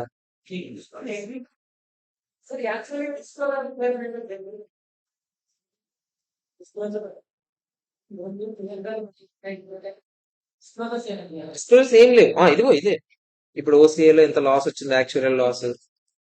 సింపుల్ గా చెప్పాలంటే ప్లాన్ అసెట్స్ గురించి, బెనిఫిట్ ఆబ్లిగేషన్స్ గురించి ఫస్ట్ డిస్క్లోజ్ చేయాలి. ఏంటి రీమెజర్మెంట్ లాస్లు కానీ గెయిన్లు కానీ జరిగాయి. ఎస్టిమేట్స్ కదా ఆబ్వియస్లీ, చాలా డిస్క్లోజర్స్ ఉంటాయి. ఏముంటాయి? ఇది లెక్క పెట్టడానికి ఏ ఎస్టిమేట్స్ వాడారు అంటే, ఫర్ ఎగ్జాంపుల్ ఇంతమంది ఎంప్లాయీస్ ఉంటారు, ఎలా లెక్క పెట్టారు? ఇంతమంది ఎంప్లాయీస్ ఉంటారు, ఎంత అమౌంట్ ఒక్కొక్కటి అంటే శాలరీ డ్రా చేస్తాడు, ఇలా రకరకాల పాయింట్స్ ఏవైతే నువ్వు ఎస్టిమేట్ లో క్యాలిక్యులేషన్ లో తీసుకున్నావు, వాటన్నిటి గురించి ఎలా తీసుకున్నావు బేసిస్ సే ఏ సైట్ లో ప్రకారం అన్ని, ఇండియా సైట్ ప్రకారం అన్ని డిస్క్లోజ్. అంతే, ఇదంతా ఇండియా సైట్ అంతే. ఈ ఓసీఏ కాన్సెప్టే అందులో వచ్చింది. లేకపోతే ఓసీఏ కాన్సెప్టే లేదు కదా నీకు. ఉమ్, అవును అవును. ఆ, మీ ఇష్టం అది. ఇప్పుడు ప్రొవిజన్ అంటే అప్పుడు మనం ఏం చెప్పాలి తెలుసా, అక్కడ ఇండియా 37 కాకుండా ఇది, అక్కడ ప్రొవిజన్స్ కండిషన్స్ ఏస్ 29 అయినా, ఏస్ 29 ప్రకారం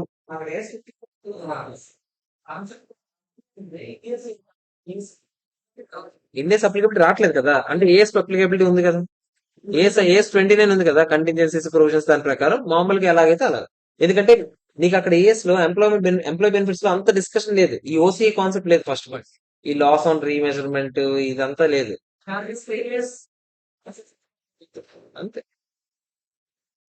ఫస్ట్ పాయింట్ అసలు ఏఎస్ అప్లికబిలిటీ ఉన్న వాళ్ళు ఎంత డిస్కస్ చేయరు. ఎంత డిస్కస్ చేస్తున్నారంటేనే వాళ్ళు ఆబ్వియస్లీ ఎందులోకి వెళ్ళినట్టు, ఇండియాస్ లోకి వెళ్ళిపోయారు. ఓసీ అనే కాన్సెప్ట్ లేదా? నార్మల్ పిఎన్ఎల్ అన్ని పిఎన్ఎల్.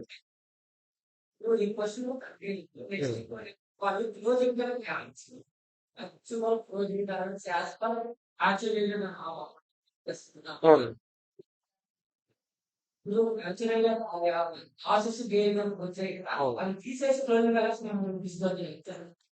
వాడు చెప్తాడు క్లోజింగ్ బ్యాలెన్స్ ఎంత కొంత అని. వాడు ఇప్పుడు ఫర్ ఎగ్జాంపుల్ 1,000 కోట్లు 1,00,000 అని చెప్పారు అనుకో, 1,000 lakhs ఆడి ప్రకారం బ్యాలెన్స్, మన ప్రకారం ఎంత ఉండాలో మనం లెక్కెడతాం. దానికి దీని డిఫరెన్స్ ఆ యాక్చువల్ గెయిన్ ఆర్ లాస్. ఇప్పుడు ఇదే క్వశ్చన్ చూడు, అసెట్ అకౌంట్ ఎలాగో చెప్తాను అన్నాను కదా, ఇప్పుడు చూడండి. ఇప్పుడు అసెట్ అకౌంట్ మన ప్రకారం అయితే, అసెట్ అకౌంట్ ఓపెనింగ్ బ్యాలెన్స్ ఎంత? అసెట్ అకౌంట్ మంది 1140 ఓపెనింగ్ బ్యాలెన్స్, అంతేనా? మనం దాని మీద ఇంట్రెస్ట్ ఎంత కొత్తగా కాంట్రిబ్యూషన్ ఎంత చేసాము? 111 టు క్యాష్ అని వేస్తామా లేదా చెప్పండి. ఇది ఓపెనింగ్ బ్యాలెన్స్. సో ఏమని ఉంటది ఇక్కడ? టు బ్యాలెన్స్ బ్రాడ్ డౌన్ అని ఉంటది, టు క్యాష్ ఏమో 111. తర్వాత మరి ఇంట్రెస్ట్ ఇన్కమ్ వచ్చింది కదా, టు ఇంట్రెస్ట్ ఇన్కమ్ ఎంత? 91. కానీ ఇప్పుడు ఆడొచ్చాడు, ఆ పెద్ద మనిషి ఆడొచ్చి అన్నాడు, ఇదంతా కాదు, బ్యాలెన్స్ క్లోజింగ్ ఎంత ఉండాలని చెప్పేస్తాడు. ఎంత అని చెప్పాడు? 1275. ఎంత ఉండాలని ఆడు చెప్తున్నాడు. మన ప్రకారం అయితే ఈ మూడు కలపాలి, ఎంత? వాడు చెప్పింది అది ఆ ఫిగరే ఆడు చెప్పిన ఫిగర్ అది అంత ఉండాలని ఆడు చెప్పింది ఈ మూడు కలిపితే అంత 1,342 మనం ఉండాలని అంటాం ఆడేమో అంత ఉండాలంటాడు అంటే మనకి ఏం జరిగింది ఆడేమో కొంచెం తగ్గించి మాట్లాడంటే మనకు అన్నం పెట్టాడా లేదా చెప్పండి బై ఓసీఐ ఎంత కన్నం పెట్టాడు 67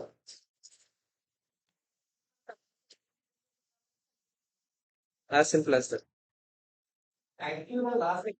లాసే మీరు ఓసీఐ డెబిట్ కొట్టాల్సి వచ్చింది అనుకుంటారు అకౌంట్ లో అది ఆబ్వియస్లీ ఏమవుతుంది పిఎన్ఎల్ లాంటిదే ఓసీఐ డెబిట్ కొట్టారంటే అదంతా ఏంటి లాస్ 1275 అంతే ఎప్పుడైనా నీకు అది అడిగాడంటే నీకు డైరెక్ట్ గా అడిగాడంటే నీకు యాక్చువల్ లాస్ ఇచ్చి ఉంటాడు ఇప్పుడు ఇంకో క్వశ్చన్ ఏదో ఉంటుంది అనుకుంటా యాక్చువల్ లాస్ ఇస్తాడు అనమాట అప్పుడు ఏంటి ఇది వేసి యాక్చువల్ లాస్ ఎటు సైడ్ వేయాలి అటు వేసి దాన్ని బట్టి నువ్వు చెప్తావు ఇది. అసలు యాక్చువల్ లాసే చెప్పలేదు అనుకో ఈ మూడు కలిపిస్తే ఎంత ఉందో అంతే అర్థమైందా దాచుకున్నాను అసెట్ ఇంకా దాచుకున్నాను మనం దాచిన అసెట్ అమౌంట్ ఉంది కదా ఈ దీనికి బయట మార్కెట్ లో డిమాండ్ లేదంట దీని మార్కెట్ లో ఇంట్రెస్ట్ రేట్లు తగ్గిపోయో ఏదో ఒక రీజన్ వల్ల దాని మార్కెట్ వాల్యూ ఇప్పుడు 1275 అండి మనం ఇక్కడ పెట్టిన డబ్బులు ఉన్నాయి కదా ఇదన్నీ ఏ దృష్టిలో పెడతాము ఫ్యూచర్ లో మనకు వచ్చే ఇంట్రెస్ట్ రేట్లు అన్ని కానీ దాని తర్వాత ఫెయిర్ వాల్యూ ఈ రోజు ఎంత ఉందంట 127 మరి అలాంటప్పుడు మనకి ఎంత ఉందో అంత ఓకేనా కదా చెప్పండి క్లియరా కాదా ఇక్కడతో ఇదే ఏది ఆ, అదే ఫెయిర్ వాల్యూ ఇదే ఇదే ఫెయిర్ వాల్యూ యాక్చువల్లీ వచ్చి చెప్పాడు కదా అది ఫెయిర్ వాల్యూ అందుకే కదా ఇక్కడ వేసింది ఓకేనా కదా చెప్పండి క్లియర్ ఇదిగో సేమ్ ఇదిగో మళ్ళీ ఇప్పుడు చేస్తాం కదా నాకు తెలిసి ఇప్పుడు ఆ యాక్చువల్ లాస్ ఇప్పుడు నువ్వు అడిగింది ఉంది చూడు ఇది ఎక్కడ అనుకుంటా ఆ, ఇదిగో యాక్చువల్ లాస్ ఇచ్చాడు చూసావా ఇచ్చి ఏం అడుగుతున్నాడు కంప్యూట్ నెట్ ఇంట్రెస్ట్ ఏదో అడుగుతున్నాడు మొత్తానికి అయితే ఇవ్వడం ఏమి ఇచ్చాడు యాక్చువల్ లాస్ ఇచ్చాడు ఇక్కడ చూడు ఓకేనా సో చేద్దాం మనం ఇప్పుడు 7th క్వశ్చన్ చూద్దామా ఫస్ట్ క్వశ్చన్ ఏంటో చూడండి ఫస్ట్ క్వశ్చన్ ఏంటో చూడండి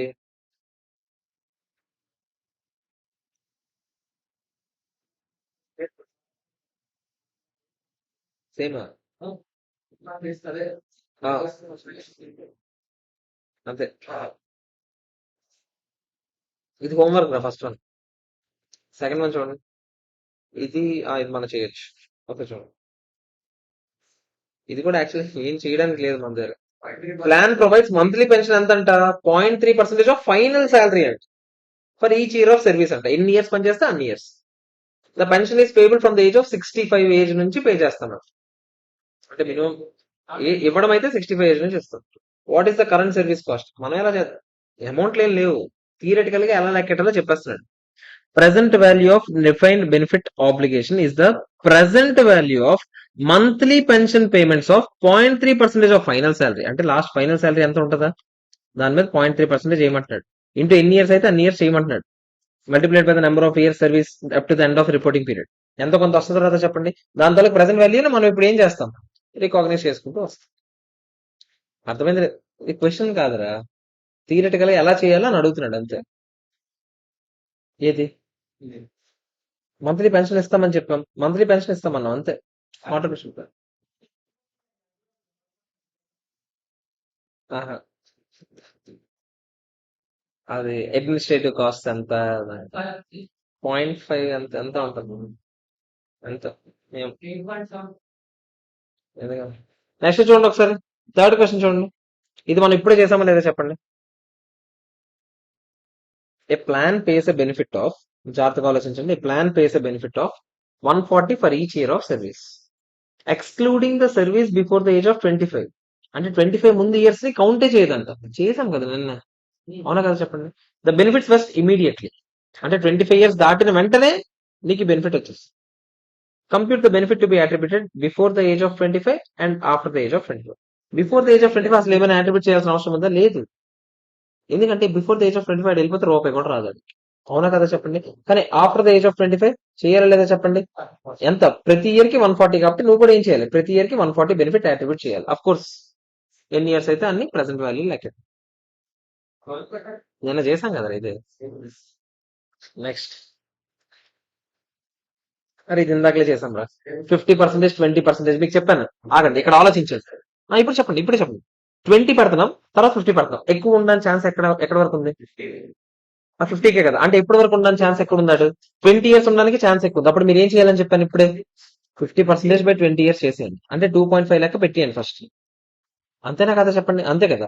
తర్వాత 20% లో అదే మధ్యలో వెళ్ళిపోయే ఎంప్లాయీస్ కి ఏమో 10 ఇయర్స్ పాటు 2%. చూసుకోండి, 2.5 2. ఇప్పుడే చెప్పాం కదా. అవునా కదా చెప్పండి. Same question. మంచిదే కదా మనకు. వచ్చారు పెద్ద క్వశ్చన్. పెద్ద క్వశ్చన్ అనా?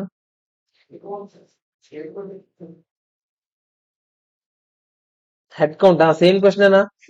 సిక్ లీవ్స్, పెయిడ్ లీవ్స్ ఇవన్నీ చెప్పామా లేదా చెప్పండి. క్యారీ ఫార్వర్డ్ ఇవన్నీ చేసాం కదా. ఇది అంతే అంతే. ఇయర్ 1 నుంచే ప్రొవిజన్ పెట్టేసుకుంటాం. ఎవరి గురించి? ఈ 50% వాళ్ళ గురించి. ఎందుకంటే మనకి ఎక్కువ ఛాన్స్ ఎక్కడ వరకు ఉంది? వాళ్ళు 20 ఇయర్స్ ఉండడానికి ఛాన్స్ ఎక్కువ ఉంది. మన ఎక్కువ అది ప్రుడెన్స్ కాన్సెప్ట్ ప్రకారం ముందు నుంచే భయపడిపోయి ఎంత ఎంత అని పెట్టేసుకుంటాం. ఇది homework 5th one. 6th one చూడండి ఒకసారి. అరే రిపీటెడ్ క్వశ్చన్స్ ఉన్నా హోంవర్క్ ఇస్తున్నాను. 6th వన్ చూడండి ఒకసారి.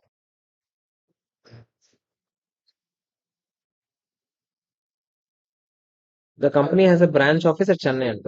The company has been operating in Indian market for the last 10 years. Company operates a pension plan that provides a pension of 2.5% of final salary for each year of service. The benefit becomes vested after 7 years of service. Okay. తర్వాత on 1st April 2008 ఏం జరిగిందంట? The company increased the pension to 3% of final salary for each year of service starting from 1st April 2001. Okay. On the date of improvement, the present value of additional benefits for service from 1st April 2001 to 1st April 2008 was as follows. Employees with more than 7 years service కి 2,75,000. Employees with less than 7 years కి 2 lakh. ఇది ఏం లేదురా. ఒకప్పుడేమో provision ఎంత పెట్టుకుందాం అనుకున్నాము? 3% ఇద్దామని అనుకున్నాం. తర్వాత రెట్రోస్పెక్టివ్ గా అమెండ్మెంట్ చేసాం. ఏమని చెప్పామంటే 1st April 2001 నుంచి ఎవరెవరైతే సర్వీస్ స్టార్ట్ అయ్యిందో వాళ్ళందరికీ 3 కాదు, ఎంత ఇస్తామని చెప్పాము ఇప్పుడు? ఒకప్పుడు 2.5, ఇప్పుడు ఎంత ఇస్తామని చెప్పాం? 3% ఇస్తామని. ఇలా చేయడం వల్ల ఎంత కొంత చేంజ్ వస్తుందో రాదా చెప్పండి. ఎంత చేంజ్ వచ్చింది? ఆ చేంజ్ ఎంత వచ్చిందంట? 2,75,000. వీళ్ళకి సంబంధించిన ఒక ఎక్స్ట్రా బెనిఫిట్ వస్తుందంట. వాళ్ళకి బెనిఫిట్, మనకు దోలు తీరిపోద్ది కదా. ఒకప్పుడు 2.5 అనుకున్నాం, ఇప్పుడు ఏంటి 3% అనుకున్నామా లేదా చెప్పండి. సో ఎక్స్ట్రాగా 2,75,000 కన్నం పెట్టాలి. అలాగే with less than 7 years service కూడా ఎక్స్ట్రాగా ఎంత? ఒక 2,21,000 కన్నం పెట్టాలి. So what would be the accounting treatment అంటే ఏం లేదు. 2,75,000, 2,20,000 ఇమీడియట్ గా ఏం చేస్తాం చెప్పండి? ప్రొవిజన్ పెట్టేసుకోవడం. ఎందుకంటే ఇప్పటికీ ఆల్రెడీ ఇప్పుడు లాస్ట్ ఇయర్ నుంచి మనం ఏం అడ్జస్ట్మెంట్ చేసుకుంటూ రాము. ఇది ఎస్టిమేట్. ఇది యాక్చువల్లీ వచ్చి చెప్పట్లేదు. మనమే 3 ఇద్దామని 2.5 ఇస్తామని చెప్పిన వాళ్ళు మనమే మార్చాం 3. ఓకేనా కాదా చెప్పండి? క్లియరా కాదా? సో ఇప్పుడు నాకు చెప్పండి. The company would recognise the total amount ఏదైతే ఉందో immediately as for the purpose of so and so and it does not make any difference as to the. అంటే మీకు బెనిఫిట్స్ వెస్ట్ అయినా వెస్ట్ అవ్వకపోయినా ఇప్పటి వరకు ఇంత అమౌంట్ రికగ్నైజ్ చేసుకుంటూ వచ్చారు, కానీ అంత సరిపోదు, ఇంకా కావాలని అనిపించింది, వెంటనే మీరు ఏం చేస్తారు? ఇప్పుడే రికగ్నైజ్ చేసింది ఇమీడియట్.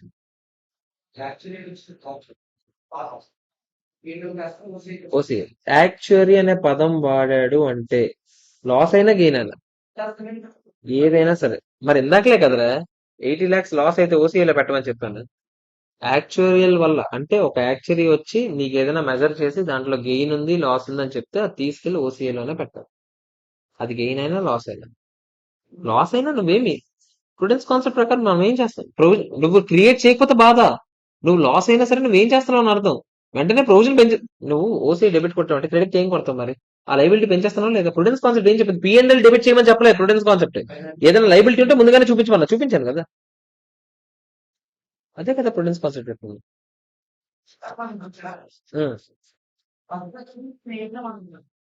అవును, అక్కడే ఉన్నాం మనం.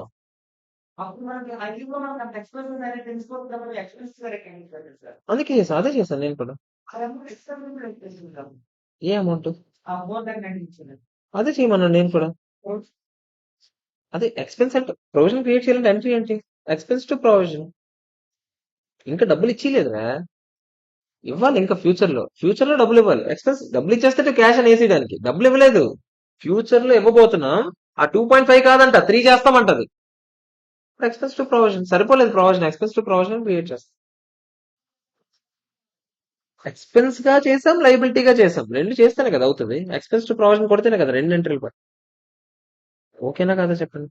క్లియర్ వచ్చింది ఆ క్వశ్చన్.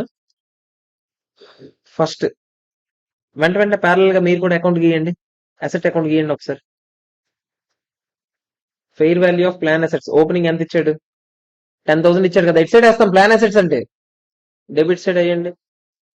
కాంట్రిబ్యూషన్ ఎట్ సైడ్ వేస్తాము? అసెట్ సైడ్ వేస్తామా డెబిట్ సైడ్? అమౌంట్ దేని మీద? దాని మీద వేయం. మనం ఎప్పుడైనా ఇంట్రెస్ట్ కాంపౌండ్ ఓపెనింగ్ మీద కదా వేస్తాం. ఇందాక కూడా అదే చేస్తాం. తన్నెత్తాను. దేని మీద వేసాను చూడు. ఓపెనింగ్ మీద వేసాను. చూసుకో ఏది దేని మీద? ఏ ఇంట్రెస్ట్ చెప్పు. ఏ ఇంట్రెస్ట్ గురించి చెప్పు. ఇది ఎక్కడ వేసాను చెప్తాను. ఏం లేదు చెప్తే ఒకవేళ ఇయర్ మొత్తానికి ఇంట్రెస్ట్ అలా ఎవడ చెప్పడు ప్రపంచంలో. జనరల్ గా ఎప్పుడైనా చేస్తే ఈ ఫినిషింగ్ అప్పుడే చేస్తాం. ఏదైనా ఇయర్ కాంట్రిబ్యూషన్ మొత్తం తీసుకెళ్లి ఫినిషింగ్ లోనే చేస్తాం. ఏదో చేస్తున్నాం కదా. ఇక్కడ ఎక్స్ట్రాగా ఈ పాయింట్ ఉంది. ఏంటిది? Amount paid on 31st March 2000 అంటే ఏంటి తెలుసా? అంటే ఏంటి? ఆ అలా అప్పుడప్పుడు రాజే మధ్యలో ఒకటి వెళ్ళిపోయేటప్పుడు మరి వాడికి డబ్బులు ఇచ్చేయాలి లేదా చెప్పండి. దానివల్ల 300 మరి అసెట్స్ అమ్మి వాడి డబ్బులే కదా వాడికి ఇచ్చేస్తాం. అసెట్ ఏమవుతుంది ఇప్పుడు? తగ్గుతుందా లేదా చెప్పండి 300? అవునా కాదా చెప్పండి. 31st March fair value of the assets ఎంత ఉందంట? 14,700. యాక్చువల్ రిటర్న్ 2000 వచ్చింది. యాక్చువల్ రిటర్న్ యాక్చువల్ రిటర్న్ ఆగండి. యాక్చువల్ గా వచ్చి ఇది ఇది క్లోజింగ్ ముందు ఇది క్లోజింగ్ అమౌంట్ లో వేయండి 14,700. ఓకేనా? యాక్చువల్ రిటర్న్ అలా ఉంచండి. యాక్చువల్ గా 2000 వచ్చింది.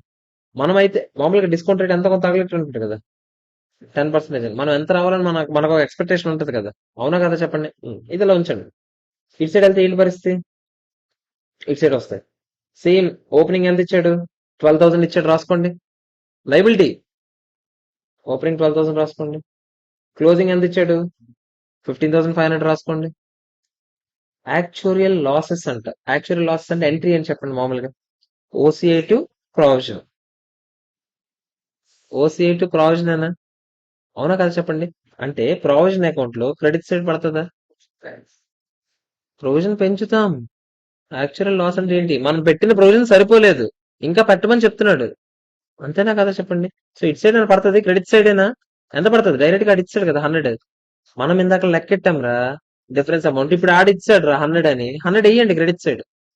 కరెంట్ సర్వీస్ కాస్ట్ ఏం చేస్తాం చెప్పండి. ఎంట్రీ ఏంటి? ఎక్స్పెన్స్ టు ప్రొవిజన్ అంటే ప్రొవిజన్ అకౌంట్ ఎట్ సైడ్ వేస్తాం. క్రెడిట్ సైడ్ వేయండి. అది కూడా వేయండి. మరి బెనిఫిట్స్ పెయిడ్ లైబిలిటీ కూడా తగ్గిపోతే లేదా చెప్పండి. వాటి తాలూకు బెనిఫిట్స్ ఇచ్చేసిన తర్వాత లైబిలిటీ తగ్గిపోతే లేదా? నువ్వు ఏదైతే ఏంటి, నువ్వు ఫస్ట్ 300 డెబిట్ సైడ్ కొడతా లేదా చెప్పండి. ఓకేనా కాదా చెప్పండి. ఇక్కడ వరకు ఓకేనా కాదా? బెనిఫిట్ పెయిడ్ అంటే ఏంటి? నువ్వు ప్రొవిజన్ పెట్టుకున్నావు, మరి ఇంకా అవసరం లేదు, ఆ ప్రొవిజన్ తగ్గించి అంటే డెబిట్ సైడ్. లైబిలిటీ తగ్గిపోతుంది కదరా వాడికి ఇచ్చాక, అందుకే డెబిట్ సైడ్ ఏమంటున్నాను. బెనిఫిట్ ఒక ఎంప్లాయ్ వెళ్ళిపోయాడు కదా, వాడు వెళ్ళిపోతున్నాడు అంటే వాడికి సంబంధించిన అసెట్స్ తగ్గించేస్తాము, వాడికి సంబంధించిన లైబిలిటీ తగ్గించేస్తాము. అంతే కదా. ఓకేనా కదా చెప్పండి.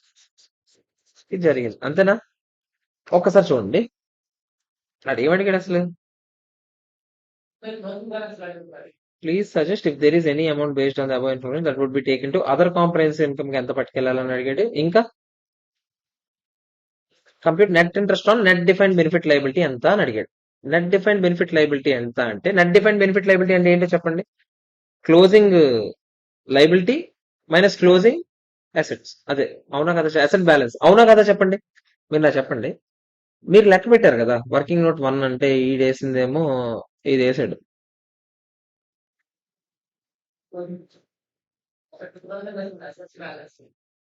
అసెట్ బ్యాలెన్స్ ఎంత వచ్చింది మీకు? యాక్చువల్ రిటర్న్ 2000 అని ఆడిచ్చాడు. కానీ మీరు నాకు చెప్పండి, మీకు మామూలుగా వేస్తే మీ అసెట్ అకౌంట్ చెప్పండి ఒకసారి నాకు. మీ అసెట్ అకౌంట్ చెప్పండి. ఓపెనింగ్ ఇక్కడ 10, ఇన్వెస్ట్మెంట్ ఎంత? ఆ, అంటే ఇటు సైడ్ ఏనా? క్లోజింగ్ 14,700 ఇంకా అంతేనా? కాకపోతే యాక్చువల్ రిటర్న్ ఎంత ఇచ్చాడు? ప్లాన్ అసెట్ మీద 2000. మనకి రిటర్న్ వచ్చిందంటే మన ఆబ్వియస్లీ అసెట్ వాల్యూ ఏమవుతుంది? పెరుగుతుంది. 2000 పెరుగుతుంది లేదా చెప్పండి? అంతేనా కాదా? బ్యాలెన్స్ ఫిగర్ ఎంత చెప్పండి? ఎంత అయింది? 10 ప్లస్ 3 13 ప్లస్ 2 15. ఓకేనా కదా చెప్పండి? కాకపోతే యాక్చువల్గా 2000 వచ్చింది కాబట్టి ఓకే. కానీ మీరు ఇక్కడ ఆలోచించండి. మామూలుగా మీకు లెక్క ప్రకారం ఎంత రావాలి అంటే మీరు ఏం చెప్తారు? ఓపెనింగ్ 10,000 కదా, అవునా కదా చెప్పండి? 10,000 కదా ఓపెనింగ్. దాని మీద ఎంత రావాలి ఇంట్రెస్ట్ మీ లెక్క ప్రకారం? 10% రావాలి. 10% రావాలంటే ఎంత రావాలి? 1000 రావాలి. 1000 రావాల్సిన దగ్గర మీకు ఎంత వచ్చింది? అంటే ఇక్కడ మీకు ఏం జరిగినట్టు సింపుల్ గా చెప్పాలంటే ఇక్కడ 1000 వేసి ఉంటే నేను ఒకవేళ మీరు నాకు చెప్పండి, ఇక్కడ నేను 1000 ఇంట్రెస్ట్ ఇన్కమ్ కింద వేసి ఉంటే మిగతాదంతా యాక్చువల్ గెయిన్ లాగేనా? గెయిన్ లాగైనా కాదా చెప్పండి? అవునా కదా? అది కాకపోతే ఇక్కడ యాక్చువల్ గెయిన్ కాదు, రీమెజర్మెంట్ వల్ల వచ్చిన గెయిన్ కాదు, ఇంట్రెస్ట్ మనకి ఎక్కువ వచ్చింది. అవునా కదా చెప్పండి? మనకి ఇంట్రెస్ట్ ఇన్కమ్ మనం ఎంత అనుకున్నాం? 1000 రావాలని అనుకున్నాం.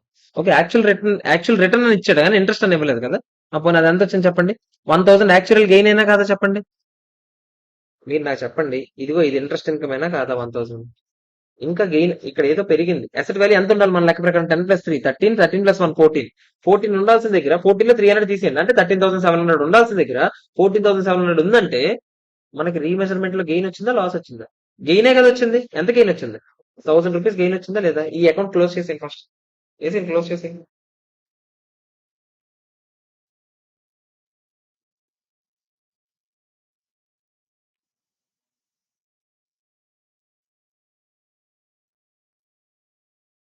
ఇది ఓకేనా? మరి అల్లడి పరిస్థితి ఏంటో చూద్దామా? ముందు మనకి ఏమేమి అడిగాడు? ఓసీఐకి ఏవే పట్టుకెళ్ళాలని అడిగాడు కదా. మీరు నాకు చెప్పండి, ఓసీకి ఏవే పట్టుకెళ్ళాలి మనకు వచ్చింది. ఇన్కమ్ సైడ్ ఓసీకి ఎంత పట్టుకెళ్ళాలి? 1000 పట్టుకెళ్ళాలి. లాస్ సైడ్ ఎంత పట్టుకెళ్ళి ఆడే చెప్పాడు డైరెక్ట్ గా సార్. మనం లెక్కాల్సిన అవసరం లేదు. లైబిలిటీ సైడ్ యాక్చువల్ లాస్ అంతా ఆడే చెప్పేశాడు. ఎంత అని చెప్పాడు? 100 రూపాయలు. అంటే నెట్ గా ఓసీఐకి 900 పట్టుకెళ్ళాలి. ఒప్పుకుంటారా లేదా చెప్పండి? అది కూడా ఇటు సైడ్ పట్టుకెళ్ళాలి. అదే income side పట్టుకెళ్ళాలి.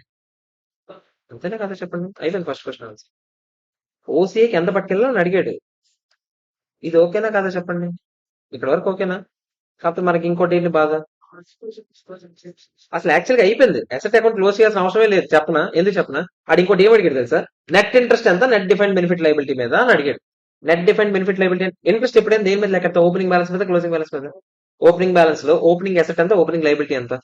Opening liability 12,000, opening asset ఎంత? 10,000. నెట్ ఎంతరా అంటే మీరు ఏం చెప్తారు? 2,000. 2,000 మీద ఇంట్రెస్ట్ ఎంత? 10%, అంటే ఎంత? 200. అయిపోయింది ఆన్సర్. అది ఒక్కటే అడిగాడు. లైబిలిటీ అకౌంట్ కూడా చూద్దాం ఒకసారి. ఇది ఓకేనా కదా చెప్పండి? ఇప్పుడు లైబిలిటీ అకౌంట్ చూద్దామా? ఏం పరిస్థితి చెప్పండి? లైబిలిటీ అకౌంట్ ఎంత ఉంది ఓపెనింగ్? ఇటు సైడ్ అయినా ఓపెనింగ్. నెక్స్ట్ ఓసీఐ ఏం జరిగింది? అది పక్కన పెట్టి ఫస్ట్ ఓసీఐ లాస్ జరిగిందంటే మీరు కొన్ని ఓసీఐ లాస్ జరిగిందంటే ఎంట్రీ ఏంటి? ఓసీఐ టు ప్రొవిజన్, అంటే ఇటు సైడ్ అయినా అంతేనా కదా? ఓసీఐ లాస్ ఇంకా కరెంట్ సర్వీస్ కాస్ట్ ఎంట్రీ ఏంటో చెప్తారా నాకు ఎవరైనా? సర్వీస్ కాస్ట్ ప్రొవిజన్, అంటే ఎక్కడైనా ఎంత చెప్తారా? అంతేనా? నెక్స్ట్ బెనిఫిట్ పెయిడ్ అంటే ఇటు సైడ్ అయినా ఎంత? క్యారేజ్ 300 అయినా కాదా చెప్పండి? నెక్స్ట్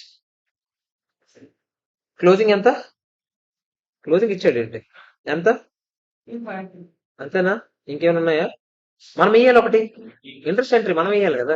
ఇంట్రెస్ట్ దేని మీద వేస్తాం? ఓపెనింగ్ మీదనా? ఇంట్రెస్ట్ ఎంట్రీ అండి. ఇంట్రెస్ట్ ప్రొవిజన్ అయినా ఎంత? 1200. లెక్కటండి, క్లోజ్ అయిపోవాలి. ఇది యాక్చువల్ గా క్లోజ్ అయిపోవాలి. 15,800 ఇది. 15,800 ఇది.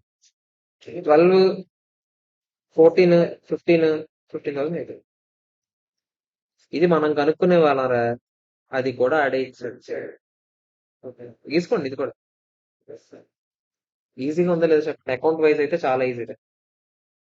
అకౌంట్ వైజ్ అయితే చాలా ఈజీ. మళ్ళీ చెప్తున్నా,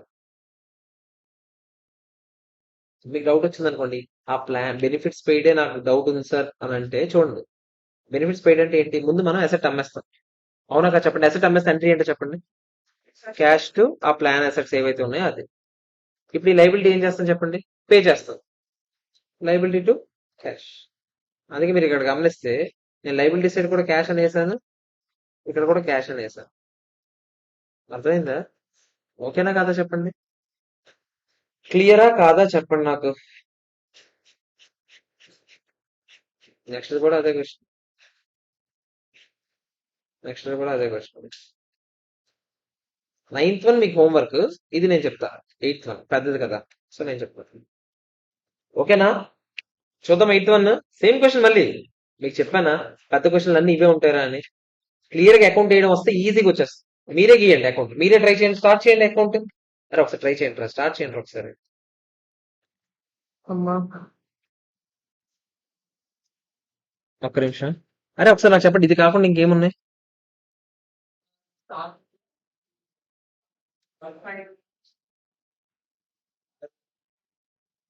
ఒకసారి ఆగండి, అందులో ఏమైనా హోంవర్క్ ఇవ్వగలిగేవి ఉన్నాయి. ఇది అవ్వదు.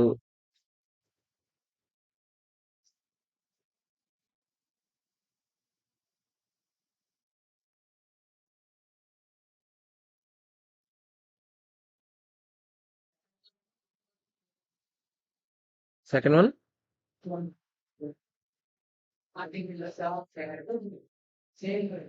ఇంకో క్వశ్చన్ ఇచ్చాడా? యాజ్ టీస్ క్వశ్చన్ తీసేయండి అయితే ఒకటి. Second one, fifth one as it's question తీసేయండి. ఫోర్త్ వన్, ఫస్ట్ వన్ చూడు, యాజ్ టీస్ ఉన్నట్టుంది. కాదా? కాదా?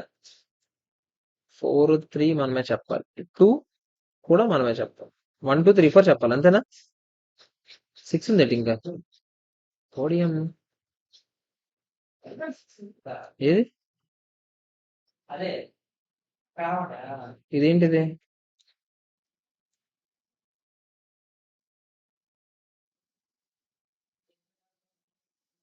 ఇదే different benefit application plan assets account ఏమంటారు? సరే అదైతే చూద్దాం మరి. ముందు మన ఇదైతే అయిపోయింది. ఫారెక్స్ లో ఎన్ని క్వశ్చన్స్ ఉన్నాయి? అదే forex in the sense foreign exchange, changes in foreign exchange. Standard లో ఎన్ని క్వశ్చన్స్ ఉన్నాయి?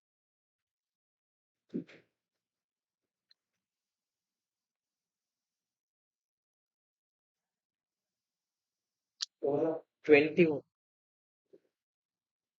12 కాదు, 12 గవర్నమెంట్ గ్రాంట్స్. 21, 21 ఏనా? అంటే ₹2కి ₹1 ఫారెన్ ఎక్స్చేంజ్ అలా ఏదో గుర్తుపెట్టుకోండి. ఏదో అప్పుడు ఎప్పుడు ముష్టి గుర్తుపెట్టుకున్నాం.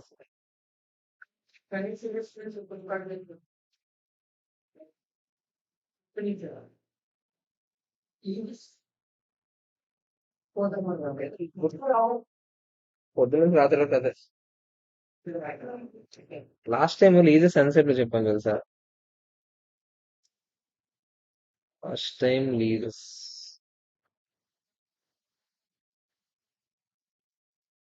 ఎఫర్ ఆహా అవి చేసేద్దాం అంటున్నావా? చూద్దాం, మ్యాక్సిమం ట్రై చేద్దాం. చెప్పలేదు, ఆ ఇంట్రోలు దొబ్బేస్తున్నారు.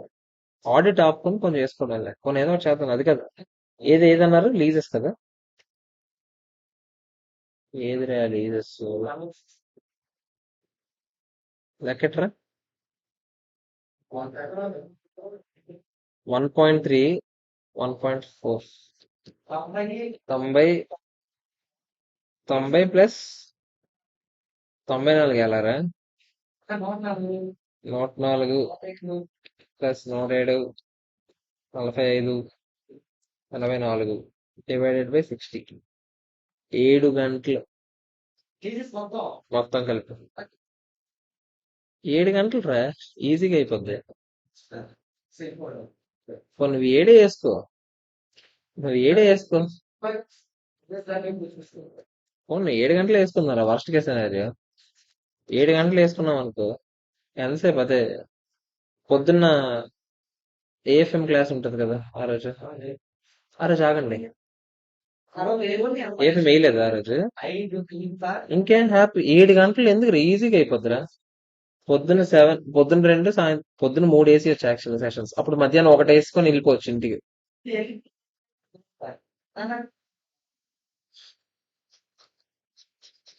ఒకసారి చూడండి ఏదో చెప్తున్నాను. ఏది 21 దేనికి రిలీజెస్? ఏముంది దానికి ఎందుకు రిలీజెస్ నోట్స్? ఒకడ మొత్తం క్వశ్చన్ హ్యాపీగా ఉంటది. చెయ్యండి క్యాలిక్యులేటర్ పడుతుంటారు మీరు అలా. ఇంకా ఫైనాన్షియల్ ఇన్స్ట్రుమెంట్స్ నేను కష్టపడాల్సింది ఉంటుంది. రిలీజెస్ నేను కష్టపడాల్సింది ఏమి ఉండదు. నాకు అదే హ్యాపీ.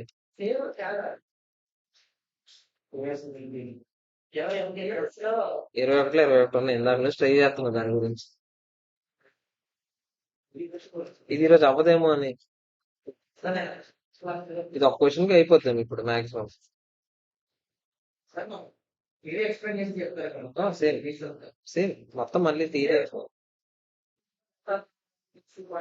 ఆహా ఈసారి కొంచెం చిన్న తేడా వస్తుంది. నీకు ఇప్పుడు ఒకప్పుడు ఆపరేటింగ్ లీజ్ ఫైనాన్షియల్ లీజ్ ఉండేది కదా, ఇప్పుడు అది లేదు.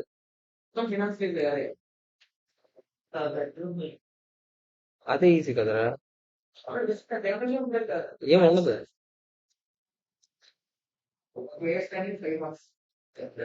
ఇవి ఎన్ని క్వశ్చన్స్ ఉన్నాయి చెప్పండి నాకు. క్వశ్చన్స్ 7 ఉన్నాయా? ఇక్కడ అయితే ఇక్కడ ఒక 6 ఉన్నాయా?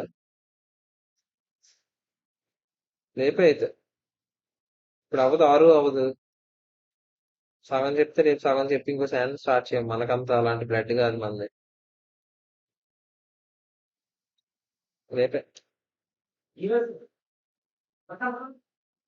మరి అయిపోయింది. లేకపోతే చెప్పేద్దామా? ఎన్ని అవ్వ ఎంత ట్రై చేసినా కష్టపడితే ఒకటో రెండో అవుతుంది.